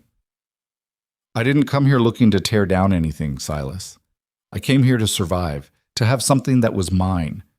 She closed the ledger. "But somewhere along the way, this stopped being just survival. For me too." The admission felt like pulling glass from a wound. And that scares the hell out of me. Why? Because I know how this ends. He met her eyes. You'll realize you deserve better than a broken-down rancher with more debt than sense, and you'll leave. Maybe not today or tomorrow, but eventually. Everyone leaves. Evelyn stood, walked around the table, and stopped directly in front of him. You want to know what I realized? What? That you're still letting a woman who left 10 years ago control your life? Her voice was sharp now, cutting. Catherine made a choice. Her choice. And you've spent a decade punishing yourself and everyone else for it. That's not, isn't it? She crossed her arms. You married me as a business arrangement because you couldn't risk anything real. You keep waiting for me to leave because that fits the story you tell yourself about how relationships work. But I'm standing right here, Silas. I fought your legal battles. I saved your ranch from burning. I kissed you back in that kitchen, and I've been waiting 3 days for you to figure out what the hell you want. Silas felt anger flare, irrational and defensive. What I want doesn't matter. People want things all the time, and then life takes them away. Sometimes. Evelyn's expression softened slightly. But sometimes people choose to stay, and you won't know which one this is unless you take the risk. And if I take the risk and you leave anyway, then you'll survive it. She reached out, tentative, and touched his face. You survived it before. You built this ranch from nothing. You fought the syndicate when everyone said you'd lose. You're stronger than you think you are. Her hand was warm against his cheek. Silas closed his eyes, leaning into the touch like a man starving for contact he'd denied himself too long. I don't want to lose you, he said quietly. Then stop trying to push me away. He opened his eyes and found her watching him with an expression that was fierce and tender all at once. This woman who'd arrived with nothing and demanded nothing, who'd taken his broken situation and made it better through sheer stubborn determination. I'm not good at this, he warned. I'm not either. Evelyn's mouth quirked. We'll figure it out as we go. Remember? Silas pulled her down into his lap, wrapped his arms around her, and held on like she might disappear if he didn't. She fit against him perfectly, solid and real and exactly where she was supposed to be. This is going to be complicated, he said against her hair. Everything worth doing is. The syndicate's still out there. The investigation isn't finished. We've got a range war brewing. I know. She pulled back enough to see his face. But we're not facing it alone anymore. No. Silas kissed her, slow and deliberate, memorizing the taste of her and the way she sighed against his mouth. We're not. They sat there in the lamplight, tangled together in a kitchen that smelled like coffee and lamp oil, while outside the valley settled into uneasy peace. For the first time in longer than either of them could remember, the future didn't look quite so much like a battle they were destined to lose. The territorial investigation concluded 2 weeks later with results that shook Black Hollow to its foundations. Marshal Davis and his clerk had been thorough. They'd traced every property transfer, interviewed everyone who dealt with the syndicate, and cross-referenced court records with county surveys going back 15 years. What they found was a pattern of fraud so systematic it was almost impressive. Forged documents, falsified surveys, bribed officials, intimidation and outright theft dressed up as legal proceedings. The syndicate had been operating as an organized criminal enterprise, and they had the evidence to prove it. Arrest warrants went out for 7 men, including the syndicate's primary investors and Reginald Hoffman, the lawyer who'd orchestrated most of the legal theft. Judge Wickham was removed from the bench pending investigation into his own role. 2 county officials resigned before they could be charged, and every property the syndicate had taken in the last 5 years was declared invalid, subject to return to the original owners. The news hit town like lightning. Silas heard about it from Tom Brennan, who'd gotten it from the marshal himself. He rode back to the ranch at a gallop and found Evelyn in the barn, helping Santos treat a lame horse. They did it, he said, slightly breathless. The investigation. They found everything. Evelyn straightened slowly. Everything? Fraud. Corruption. Enough to bring charges against the whole operation. He was grinning like an idiot and didn't care. They're giving back the land, Evelyn. Ben Morrison gets his ranch back. The Dohertys. Everyone who lost property in the last 5 years. She just stared at him. Then she started laughing, the kind of relieved, almost hysterical laughter that came from tension finally breaking. Santos looked between them, confused. ¿Qué pasa? We won, Evelyn said in Spanish. That was rough, but understandable. We actually won. The celebration that night at Morrison's place was chaotic and joyful in equal measure. Every rancher who'd fought to keep their land showed up, along with families and ranch hands and half the town's population. Someone brought whiskey. Someone else brought a fiddle. The music was terrible, and the dancing was worse, but nobody cared. Ben Morrison stood on his porch, the porch he'd thought he'd lost forever, and raised a glass. To the ranchers who refused to quit, he said, his voice carrying over the crowd. And to Mrs. Mercer, who showed us how to fight back. The crowd erupted in cheers. Evelyn, standing beside Silas, looked embarrassed by the attention. I didn't do it alone, she protested. No, Ben agreed, but you started it. You walked into that courthouse and called them out when the rest of us were too scared or too beaten down. You reminded us we had something worth fighting for. More cheers. Someone pressed a drink into Evelyn's hand. The fiddle player launched into a reel, and suddenly people were dancing, clumsy frontier dancing with more enthusiasm than skill. Silas pulled Evelyn away from the crowd toward the quieter edge of the property where they could breathe. You all right? He asked. I'm not used to being celebrated. She sipped the whiskey, made a face at the taste. In Philadelphia, I was the woman who was too direct, too difficult. Now, I'm some kind of hero? You are a hero. You saved this valley. I read documents and pointed out discrepancies. That's not heroic, that's just competent. Silas turned her to face him. You stood up to powerful men who wanted to crush you. You organized people who barely trusted each other. You fought a fire that could have killed you and came up with the plan that saved us all. He cupped her face. That's a hell of a lot more than competent. She looked up at him, and in the lamplight spilling from Morrison's windows, her eyes were bright. We did it together. Yeah. He kissed her forehead. We did. They stood there watching the celebration, two people who'd come together out of desperation and somehow found something neither of them had been looking for. The music shifted to something slower. Couples paired off, swaying to the fiddle's mournful melody. Dance with me, Silas said. Evelyn raised an eyebrow. You dance? Terribly, but I'm asking anyway.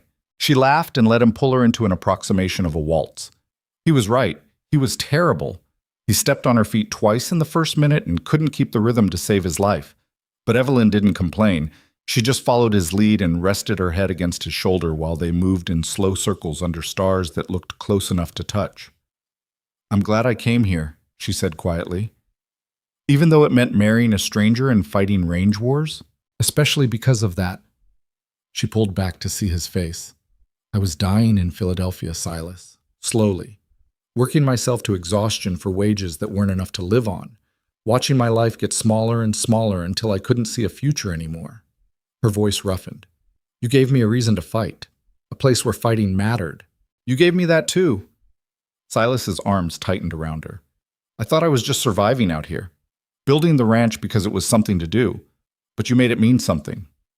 The music swelled around them. Other couples danced nearby, Tom Chen with his wife, the Garrett brothers with women from town, even Jack making a valiant effort with the widow who ran the boarding house. Life continuing in the spaces between hardship. What happens now? Evelyn asked. The syndicate's broken. The investigation's over. What do we do when we're not fighting for survival? Silas considered. We live, I guess. Run the ranch. Build something that lasts. Sounds almost peaceful. Probably won't be. There's always something trying to kill cattle or break fences or make life difficult. He smiled. But we'll handle it. Together? Yeah. He kissed her, soft and sure. Together. The celebration continued until past midnight, when exhaustion and whiskey caught up with everyone.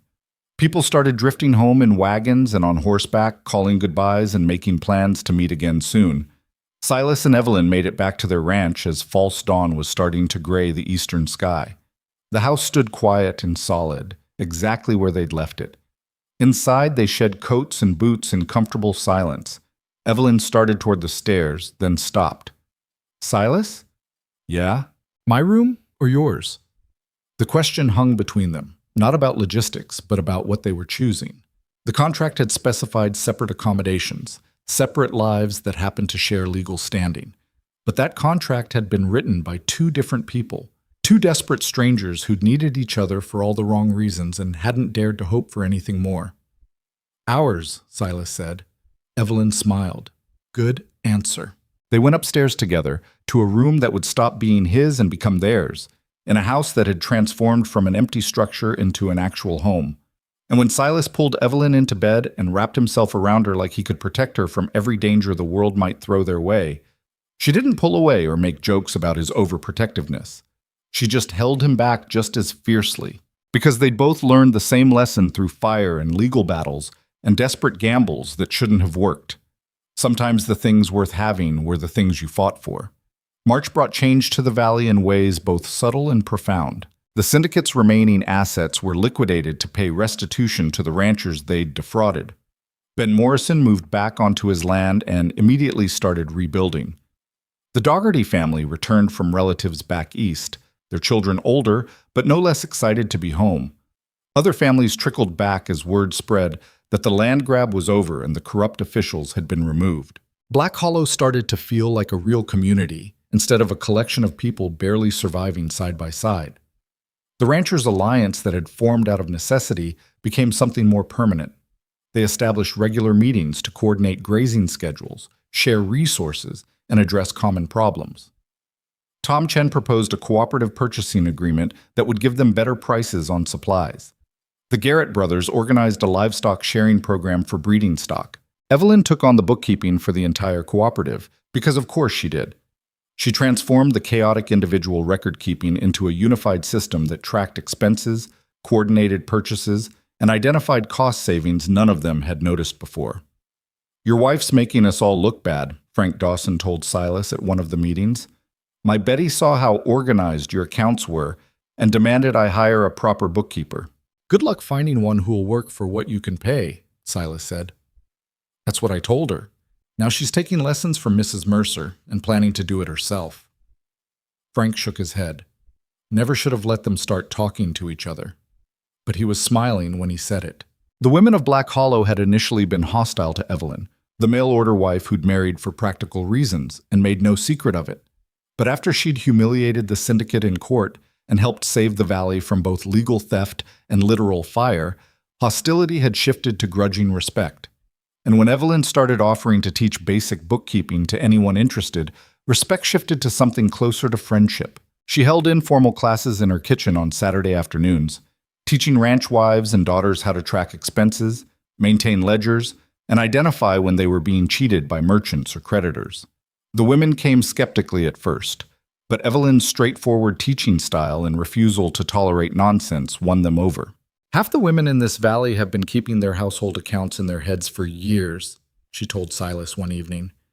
"They know exactly how much they spend and where every penny goes, but they've been told they're not good with numbers. It's insulting." "You're starting a revolution," Silas said. "I'm teaching basic arithmetic and record keeping. If that's revolutionary, this territory has bigger problems than the syndicate." But she looked pleased anyway. Silas watched his wife become a fixture in the community, sought out for advice, trusted with sensitive financial information, respected for her intelligence and her refusal to suffer fools.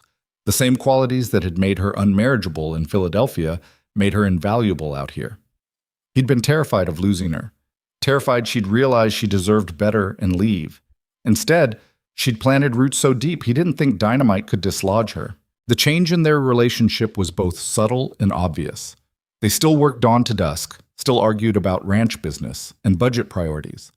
But now when Silas came in exhausted and filthy, Evelyn would pour him coffee and listen to him complain about stubborn cattle or broken equipment. And when Evelyn got frustrated with stubborn men who couldn't follow simple accounting principles, Silas would remind her that not everyone had her gift for numbers, and maybe she should consider that some people were just slow. "I'm not asking them to calculate compound interest," she'd snap. "I'm asking them to add 2 columns of numbers without somehow ending up with 3 different totals." Maybe their pencils are bad. Their pencils are fine. Their attention spans are the problem. They'd argue and bicker and work around each other's rough edges, and then at night they'd collapse into bed together and remember why they bothered putting up with each other. It wasn't perfect. Perfect would have been boring. It was real, which was better. One evening in late March, Silas found Evelyn standing at the kitchen window, staring out at the darkening valley. She'd been quiet all day, distracted in a way that wasn't like her. "Something wrong?" he asked. She didn't turn around. "The 2-year anniversary of my father's death is next week." Silas moved to stand beside her. "You miss him." "I miss who I was when he was alive." Her voice was soft. "I miss feeling like I had a place in the world. After he died, everything just fell apart. I lost the apartment, lost my job, lost any sense of where I belonged." She finally looked at him. "I was so angry for so long. Angry at him for dying, angry at the world for not caring, angry at myself for not being able to fix it. And now? Now I'm here." She gestured at the ranch, the valley, the life they'd built. "And I'm not angry anymore. I'm just grateful." Which feels strange. Silas pulled her against him, resting his chin on top of her head. "Your father would be proud of you, what you've accomplished out here." "You think so?" "I know so.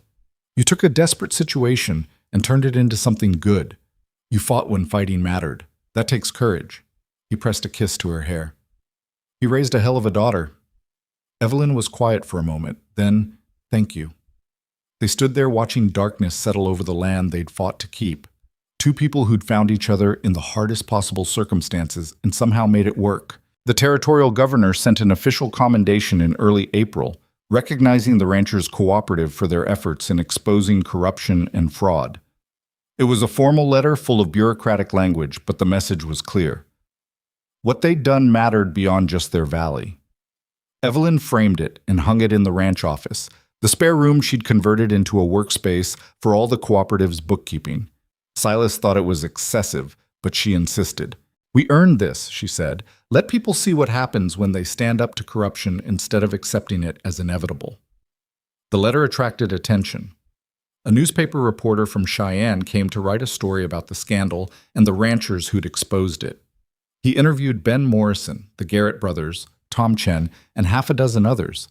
And he insisted on interviewing Evelyn, despite her protests that she'd only done what needed doing. The resulting article painted her as a frontier hero, the Eastern woman who'd come west and single-handedly dismantled a criminal enterprise. "This is ridiculous," Evelyn said, reading the newspaper. "I didn't single-handedly do anything. There were dozens of people involved." "But you're a better story," Silas pointed out. "Woman uses accounting skills to defeat powerful men. That's more interesting than ranchers fight land grab." "It's still exaggerated." "Probably, but it's good publicity. Might discourage the next group of investors who think they can steal land through legal trickery." Evelyn conceded the point, though she remained uncomfortable with the attention. The article had unexpected consequences. 2 weeks after publication, a letter arrived from a women's college in Boston, asking if Evelyn would consider speaking to their students about her experiences. Another came from a territorial representative proposing legislation to strengthen homestead protections. "You're famous," Silas said, watching her read through the correspondence with a baffled expression. "I'm accidentally relevant," Evelyn corrected. "There's a difference." "Are you going to respond?" "I don't know. Maybe." She set down the letters. "It feels strange. 2 years ago I was invisible in Philadelphia. Now people want my opinion on territorial law?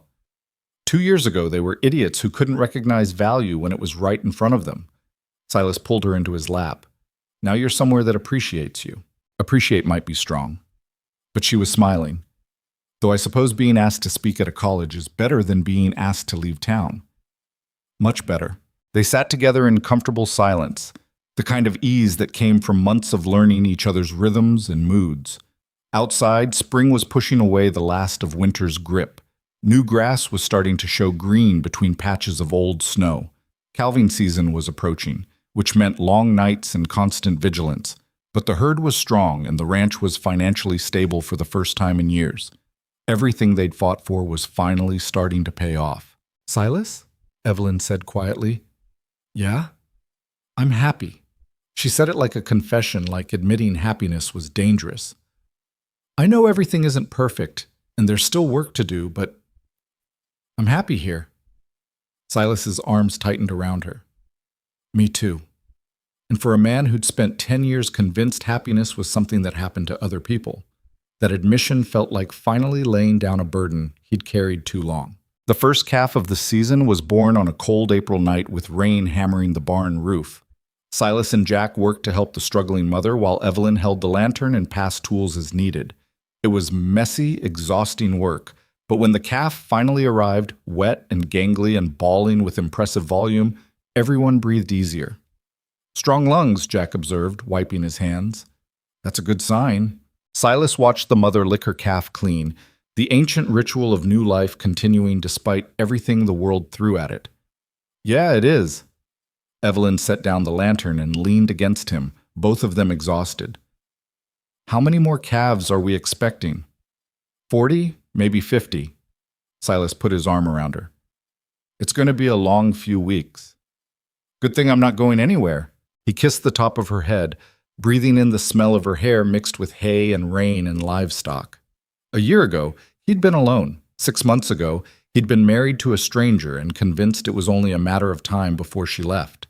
Now she stood beside him in a barn at midnight, helping birth cattle and making jokes about the chaos ahead, and he couldn't imagine facing any of it without her.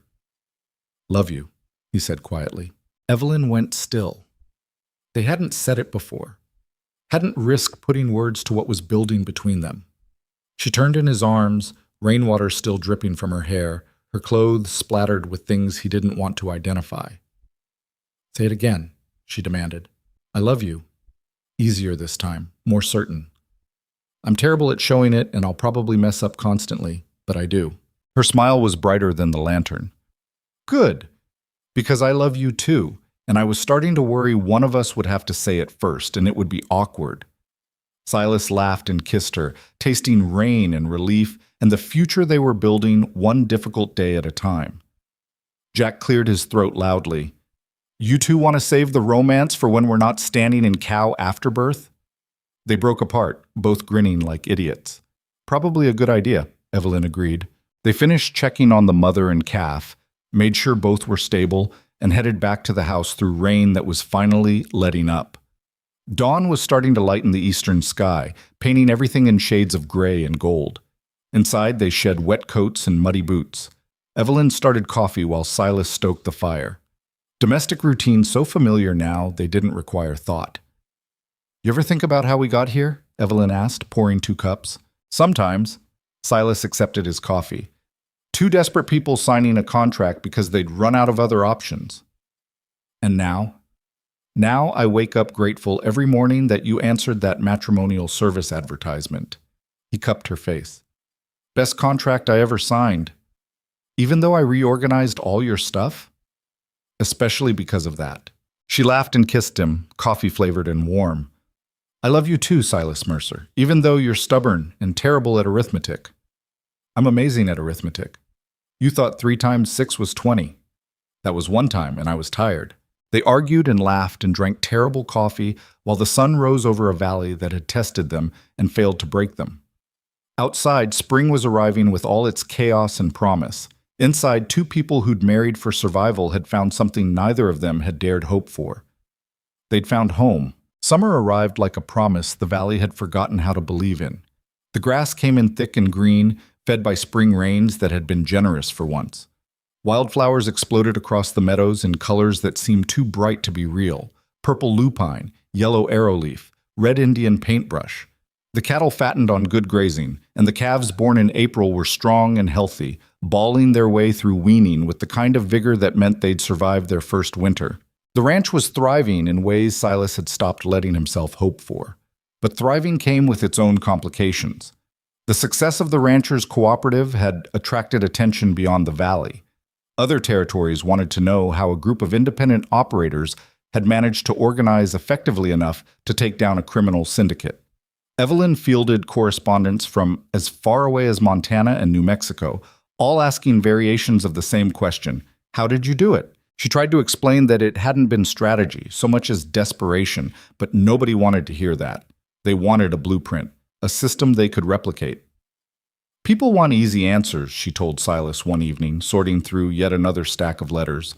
"They want me to say we followed these 5 steps and everything worked out perfectly. But that's not how it happened. So tell them the truth." Silas was mending tack, his hands working leather with the kind of automatic competence that came from years of practice. that we got lucky, made good guesses, and fought like hell when fighting was all we had left. That's not inspiring. It's honest. He looked up from his work. You trying to inspire people or tell them the truth? Evelyn considered. Both, I suppose. Is that naive? Probably. But you've done naive before and made it work. She threw a wadded piece of paper at him. He dodged, grinning.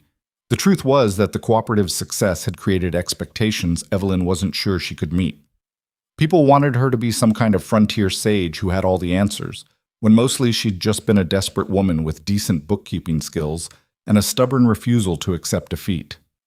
But maybe that was enough. Maybe the lesson wasn't about having answers, but about being willing to fight for something worth keeping. She wrote that in a response to a ranchers association in Colorado, and 3 weeks later received a letter thanking her for the most honest advice they'd gotten from anyone. Progress came in strange forms sometimes. June brought the first real test of the cooperative's stability when a drought hit the northern part of the valley. Tom Chen's water sources started drying up, and his cattle were suffering.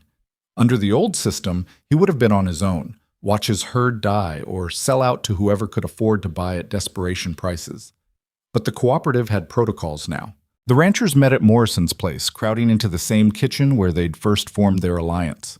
Tom looked exhausted, the kind of bone-deep tired that came from watching your life's work circle the drain.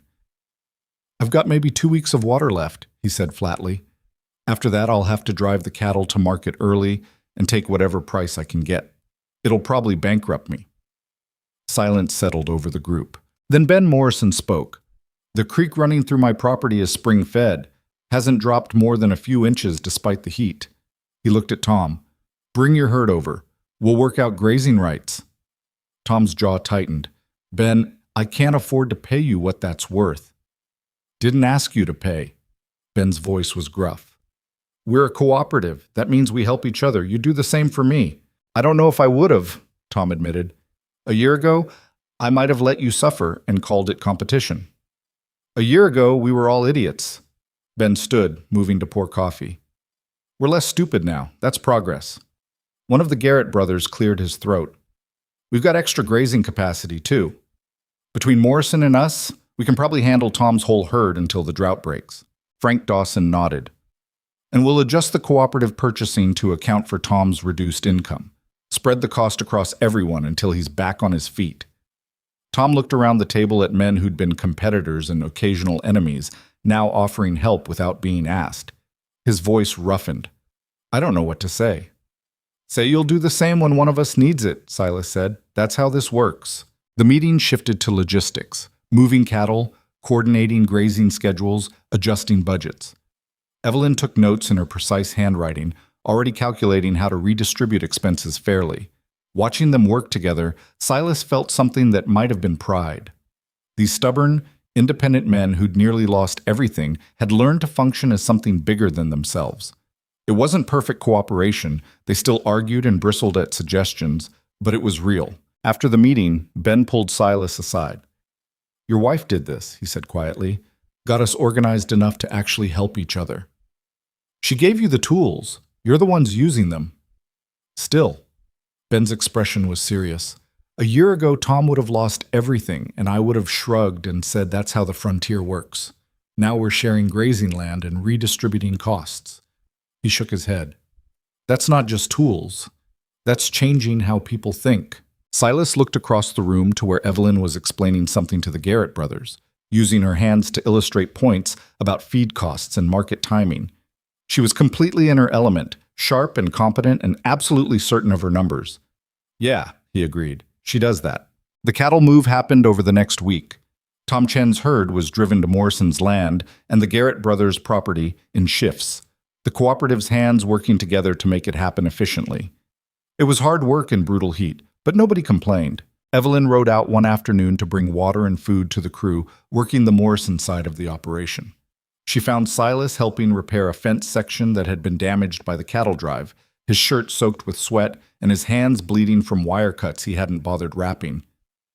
You're going to get those infected, she said, dismounting.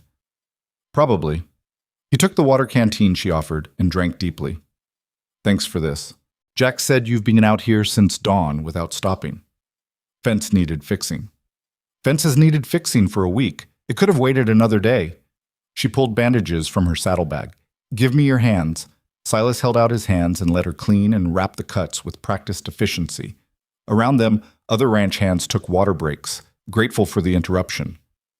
You don't have to ride out here every day, Silas said. We can manage. I know you can, but I want to. She finished tying off the last bandage. Besides, someone has to make sure you're not working yourself to death. I'm fine. You're exhausted. Her voice softened. Silas, the cooperative is working. The ranch is stable. You don't have to keep pushing like we're one mistake away from losing everything. He looked at her, this woman who'd learned to read him better than he read himself. Hard to break the habit. I know, but try. She touched his face. We fought for this. Now we get to enjoy it. Enjoying feels dangerous. So does everything worth having. She smiled. Take the win, Silas. We earned it. He pulled her close, ignoring the knowing looks from the ranch hands. Let them see. Let the whole valley know that the man who'd sworn off trusting anyone had found someone worth trusting. That night, lying in bed with Evelyn curled against him, Silas thought about how much had changed in less than a year. The syndicate defeated. The cooperative thriving.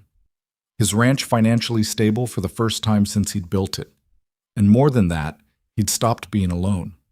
The loneliness he'd worn like armor for 10 years had been stripped away by a woman who'd arrived expecting nothing and somehow given him everything. You awake? Evelyn murmured. Yeah. What are you thinking about? How different things are now. He ran his fingers through her hair. A year ago, I was convinced I'd spend my life alone, that trusting anyone was just inviting pain. And now?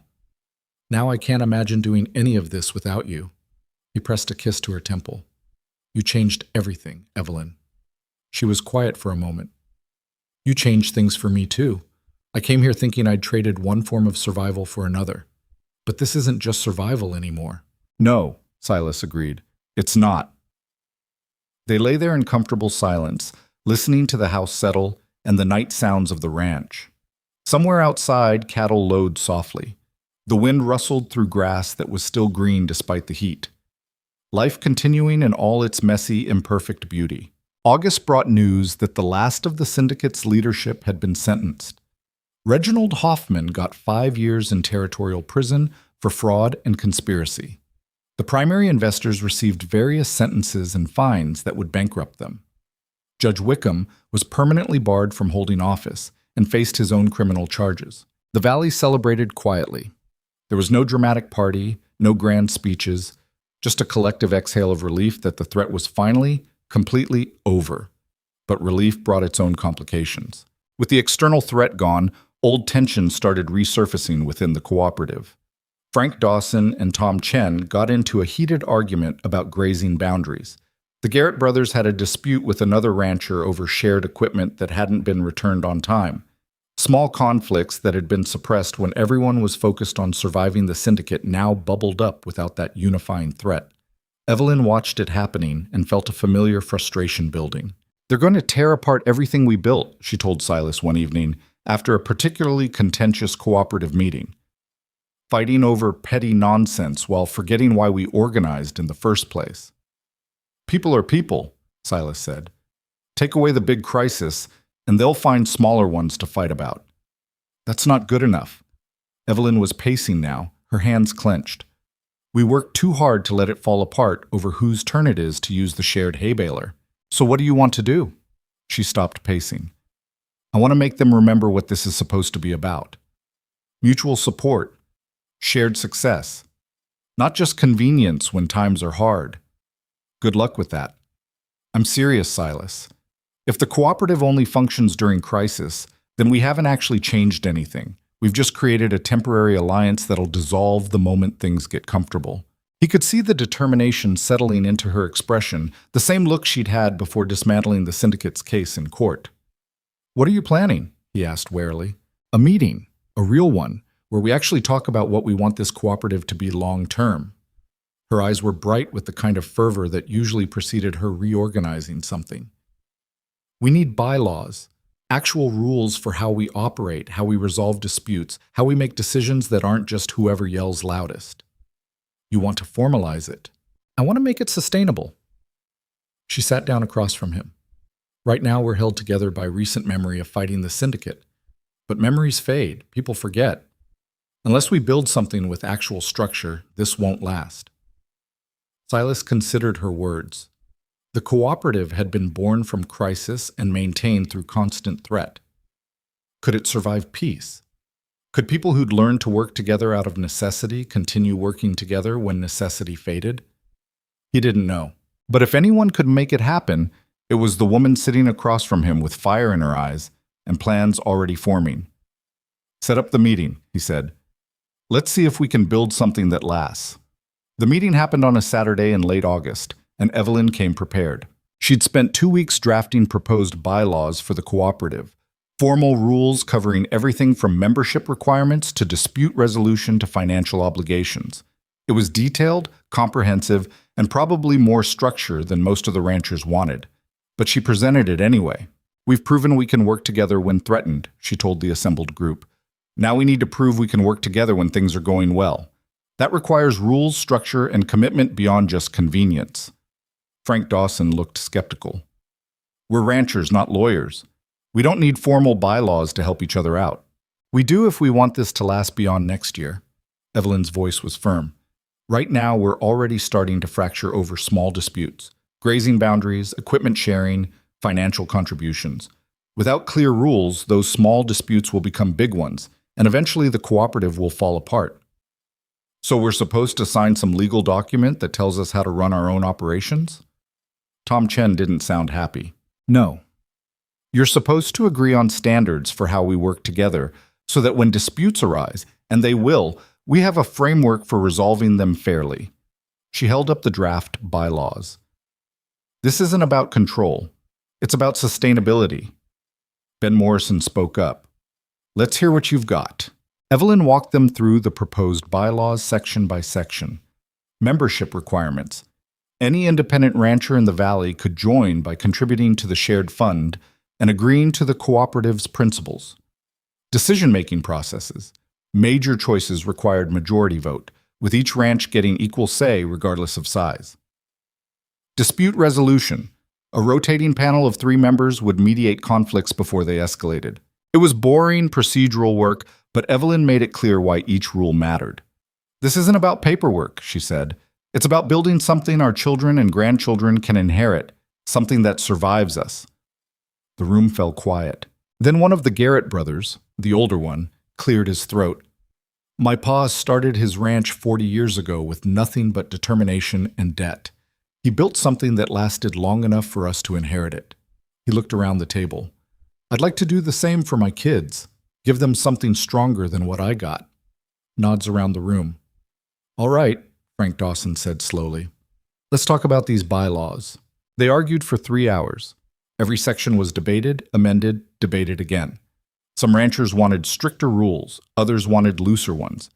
Evelyn moderated with patience that Silas found impressive, guiding them toward consensus without forcing it. By evening, they had a document everyone could live with. It wasn't perfect. Several sections were compromises that satisfied nobody completely, but it was real, formal, and signed by every rancher present. The Black Hollow Ranchers Cooperative was officially established with rules that would outlast any single member. Walking back to the wagon afterward, Evelyn looked exhausted but satisfied. You did good in there, Silas said. We all did. They could have rejected the whole thing and kept operating informally. She leaned against him. But they chose structure over convenience. That means something. It means you convinced them building something lasting was worth the effort. I hope so. She was quiet for a moment. I spent so much of my life feeling like nothing I did mattered, like I was just surviving day to day without making any real difference. But this, she gestured back toward Morrison's house, this might actually matter. Silas pulled her close. It does matter. You created something that'll protect people for years, maybe generations. We created it, all of us. You started it. She smiled against his shoulder. Fine, I started it. You helped finish it. We're a good team. The best team. They drove home under a sky blazing with stars. 2 people who'd started as desperate strangers and become partners in every sense that mattered. September arrived with cooler temperatures and the slow shift toward autumn. The grass started turning golden. The cottonwoods along the creek went yellow almost overnight. Morning frost left delicate patterns on the windows that melted by mid-morning. The ranch settled into the rhythm of late-season work, repairing equipment before winter, stockpiling supplies, preparing for the months when leaving the property would become difficult or impossible. Evelyn had become indispensable to the cooperative's operations. She managed the shared purchasing fund, coordinated the rotation of shared equipment, and mediated disputes when the formal process got bogged down in stubbornness. The ranchers trusted her judgment in a way they didn't trust each other's, which created its own complications. "I'm not supposed to be the permanent administrator," she told Silas after a particularly long day of solving other people's problems. "The bylaws specify rotating leadership. So rotate when someone else is ready to take over." Silas was working on the ranch's annual accounts, trying to match Evelyn's neat columns with his own rough tallies. "Right now, you're the person for the job. That's not sustainable long-term. Then train someone to replace you." He looked up from the ledger. "But don't step down just because you think you should. The cooperative needs you. The cooperative needs to not be dependent on any single person." Her voice was firm. "That's the whole point of the structure we built." Silas recognized that tone. She'd made up her mind about something and would follow through regardless of anyone's opinion. "Fine," he said. "Who are you training?" "Betty Dawson has a good head for numbers, and Tom Chen's oldest daughter is sharp as a tack, just needs confidence." Evelyn pulled out a fresh ledger. "I'm thinking we establish a formal apprenticeship program, teach the next generation how to maintain the systems we've created. You're building an institution. I'm building something that'll outlast us." She met his eyes. "Isn't that the point? To create something bigger than ourselves?" He couldn't argue with that.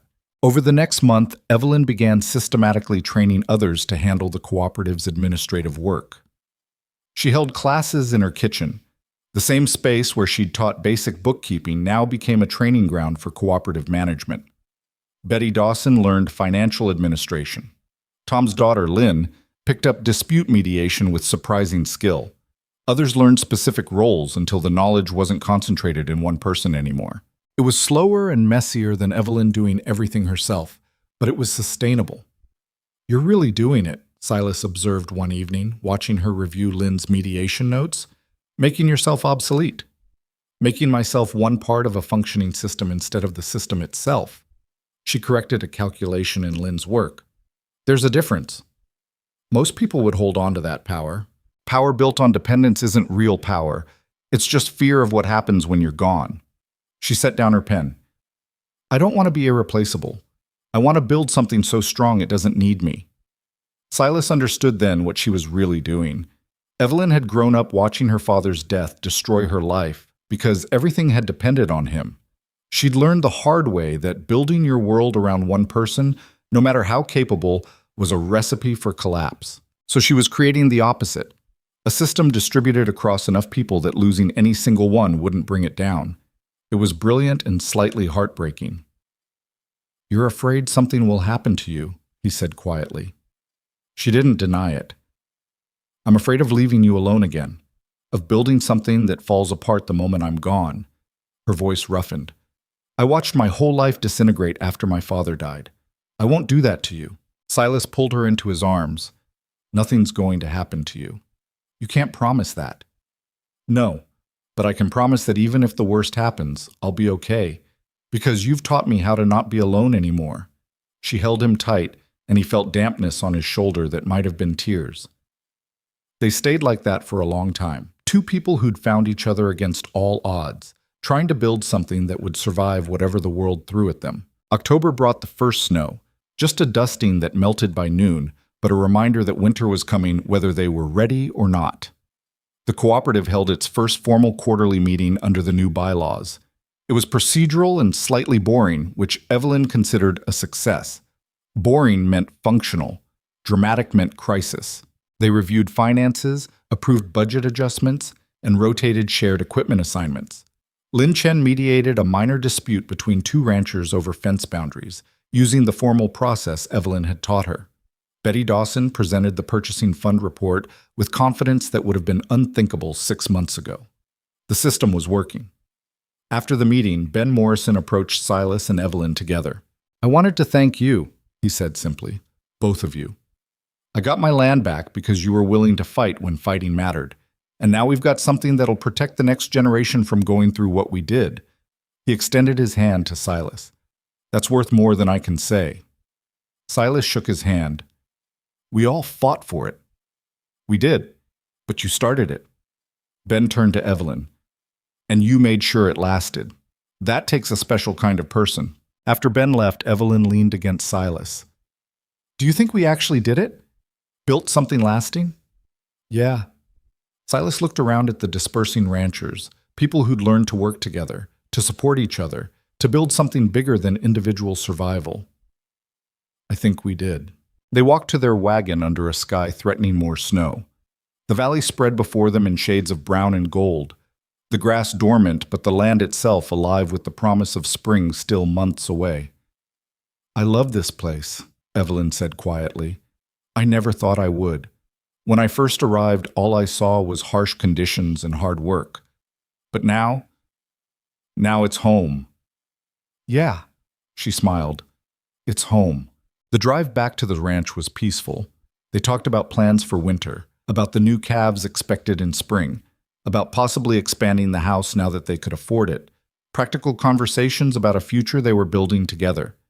At the ranch, they found Jack waiting with news that one of the pregnant cows was showing signs of early labor and might need help.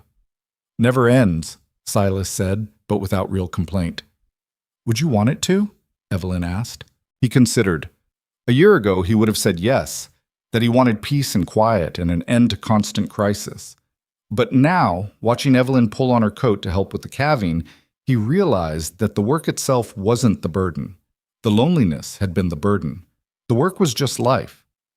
"No," he said honestly, "I wouldn't." They headed to the barn together, ready to face whatever challenge the night brought, secure in the knowledge that they'd face it side by side. The cow delivered a healthy calf just before midnight. It was a difficult birth, but mother and baby both came through strong. Silas and Evelyn cleaned up, checked that everything was stable, and finally headed back to the house in darkness, lit by stars so bright they cast shadows. "You ever think about how far we've come?" Silas asked. "All the time." Evelyn's breath misted in the cold air. "A year ago, I was in a boarding house in Philadelphia with no future and no hope. Now I'm standing in Wyoming territory, helping deliver calves at midnight and planning quarterly budget meetings. Regret any of it?" "Not even a little." She took his hand. "You?" "I regret wasting 10 years being bitter and alone." He squeezed her fingers. "But I don't regret what came after. Not a single moment." Inside the house, they shed coats and boots and made their way upstairs. The bedroom was cold, but they had each other for warmth. Lying in bed with Evelyn tucked against him, Silas thought about the journey that had brought them here. Two desperate people entering a contract marriage for all the wrong reasons, fighting legal battles and range wars, building alliances and systems that would outlast them. Somewhere along the way, the contract had stopped mattering. The 2-year dissolution clause they'd both been quietly aware of had come and gone without either of them mentioning it, because this wasn't a business arrangement anymore. It was a marriage, a real one, built on trust earned through fire and hardship, strengthened by every challenge they'd faced together. "Evelyn," he said quietly. "Hmm?" "The contract, the 2-year clause. That's past." She was quiet for a moment. "I know. You staying?" He felt her smile against his chest. "Where else would I go? This is home, your home." Relief flooded through him. He'd known, intellectually, that she wasn't planning to leave, but hearing it said out loud settled something deep in his chest.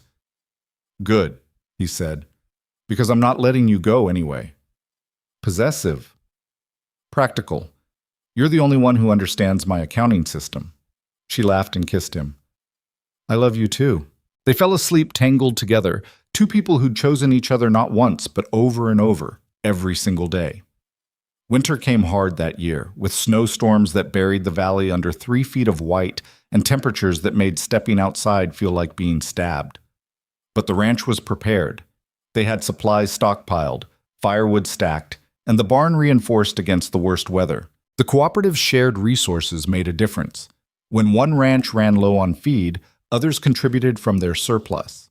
When equipment broke, shared tools filled the gap. The system Evelyn had designed worked exactly as intended, distributing risk and resources so no single ranch faced crisis alone. By February, the worst of winter was breaking. The days grew incrementally longer. The snow started melting, revealing brown grass that would turn green again come spring.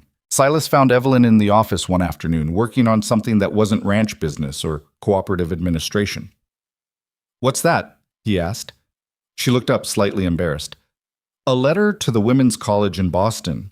They asked again if I'd consider speaking to their students." "You gonna do it?" "I'm thinking about it." She set down her pen. "It feels strange. A year ago, I couldn't get anyone to listen to my opinions on anything. Now, people want me to travel across the country to share them. Things change." "They do." She smiled. "I told them I'd consider it for next fall after the busy season here. If I go, you're coming with me." "To a women's college?" "To Boston. We'll make it a trip. You've never been east, have you?" "Never had a reason to go. Now you do." "You can see where I came from. Meet the boarding house landlady who thought I was making a terrible mistake." Her eyes sparkled. "I want to introduce you as my husband and watch her try to figure out how a desperate mail order arrangement turned into this." Silas grinned. "You want to show me off?" "Absolutely." She came around the desk and settled into his lap. "You're my greatest accomplishment. Well, you and the ranchers' cooperative bylaws. It's a tie. I'm honored to be ranked alongside administrative documents. You should be. Those bylaws are excellent." He kissed her, tasting coffee and the smile she couldn't quite hide. "Love you." "Love you too."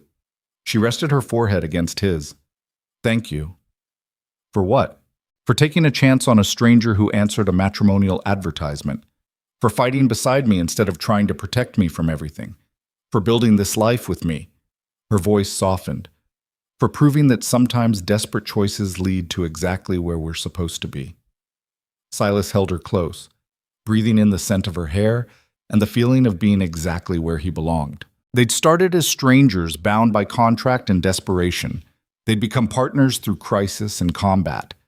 And somewhere along the way, they'd built something neither of them had believed possible. Not just a marriage, but a home. Not just survival, but a life worth living. Spring arrived on schedule, bringing green grass and new calves and the chaotic beauty of the world renewing itself. The Ranchers Cooperative held another quarterly meeting, this one run entirely by the trained administrators with Evelyn observing from the sidelines. It went smoothly. Not perfectly. There were still arguments and stubborn disagreements, but it functioned without her direct intervention. "You did it," Silas told her afterward. "Made yourself obsolete." "Made the system sustainable," she corrected, but she was smiling. "There's a difference."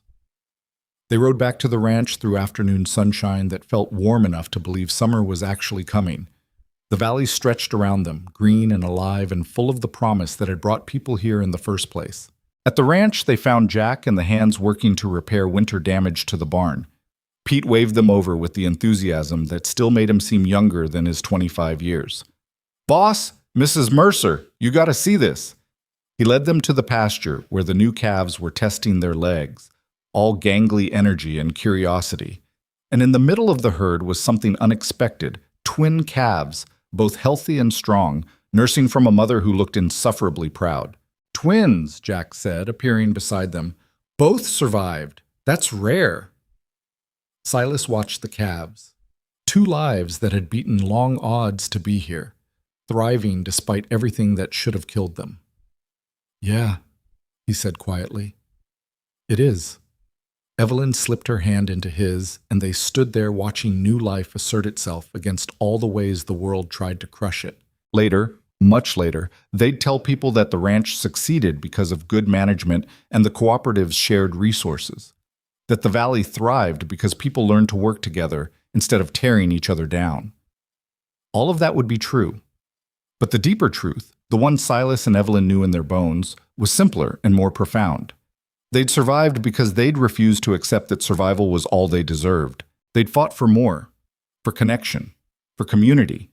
for the dangerous, difficult work of trusting another person with your heart and your future. And they'd won. Not perfectly, not without scars and struggle and moments when failure seemed inevitable, but they'd won. That evening, as the sun set over the valley they'd fought to keep, Silas and Evelyn sat on their porch watching the world paint itself in shades of gold and purple. "You ever think about where we'd be if we hadn't done this?" Evelyn asked. "You'd be in Philadelphia, slowly starving on wages that weren't enough to live on. And you'd be here, probably losing the ranch to the syndicate." "Yeah." He pulled her closer. "We saved each other." "We did." She was quiet for a moment. "You know what the strangest part is? I came here convinced I was giving up on happiness, trading it for security and legal standing, but I was wrong." "About what?" "About what happiness looks like." She gestured at the ranch, the valley, the life they'd built. "I thought it was supposed to be easy, comfortable, safe. But this difficult, complicated, frequently exhausting life, this is the happiest I've ever been." Silas understood completely. He'd spent 10 years thinking happiness was something that happened to other people, in easier circumstances, with fewer complications. But he'd been wrong too. Happiness wasn't the absence of struggle. It was fighting for something worth keeping and winning often enough to matter. It was finding someone who saw you at your worst and chose to stay anyway. It was building something bigger than yourself and watching it thrive. "Me too," he said. "Happiest I've ever been." They sat there as darkness fell and stars emerged, two people who'd taken the hardest possible path and discovered it led exactly where they needed to be. The frontier had tested them with legal battles and range wars, with fires and drought and the constant struggle of making a life from unforgiving land. But they'd faced it all together, and in the end, that made all the difference. Because the lesson they'd learned, the one they'd carry forward and pass on to anyone who'd listen, was simple. Sometimes the best things in life come from the worst circumstances. Sometimes desperate choices lead to unexpected grace. And sometimes two people who marry for all the wrong reasons discover they were exactly what each other needed all along. The contract that had brought them together was filed away in a drawer, gathering dust. They didn't need it anymore. They had something better, something real, something built not on legal obligation but on trust earned and love freely given. They had each other. And out here on the hard, beautiful frontier where nothing came easy and everything worth having had to be fought for, that was more than enough. It was everything.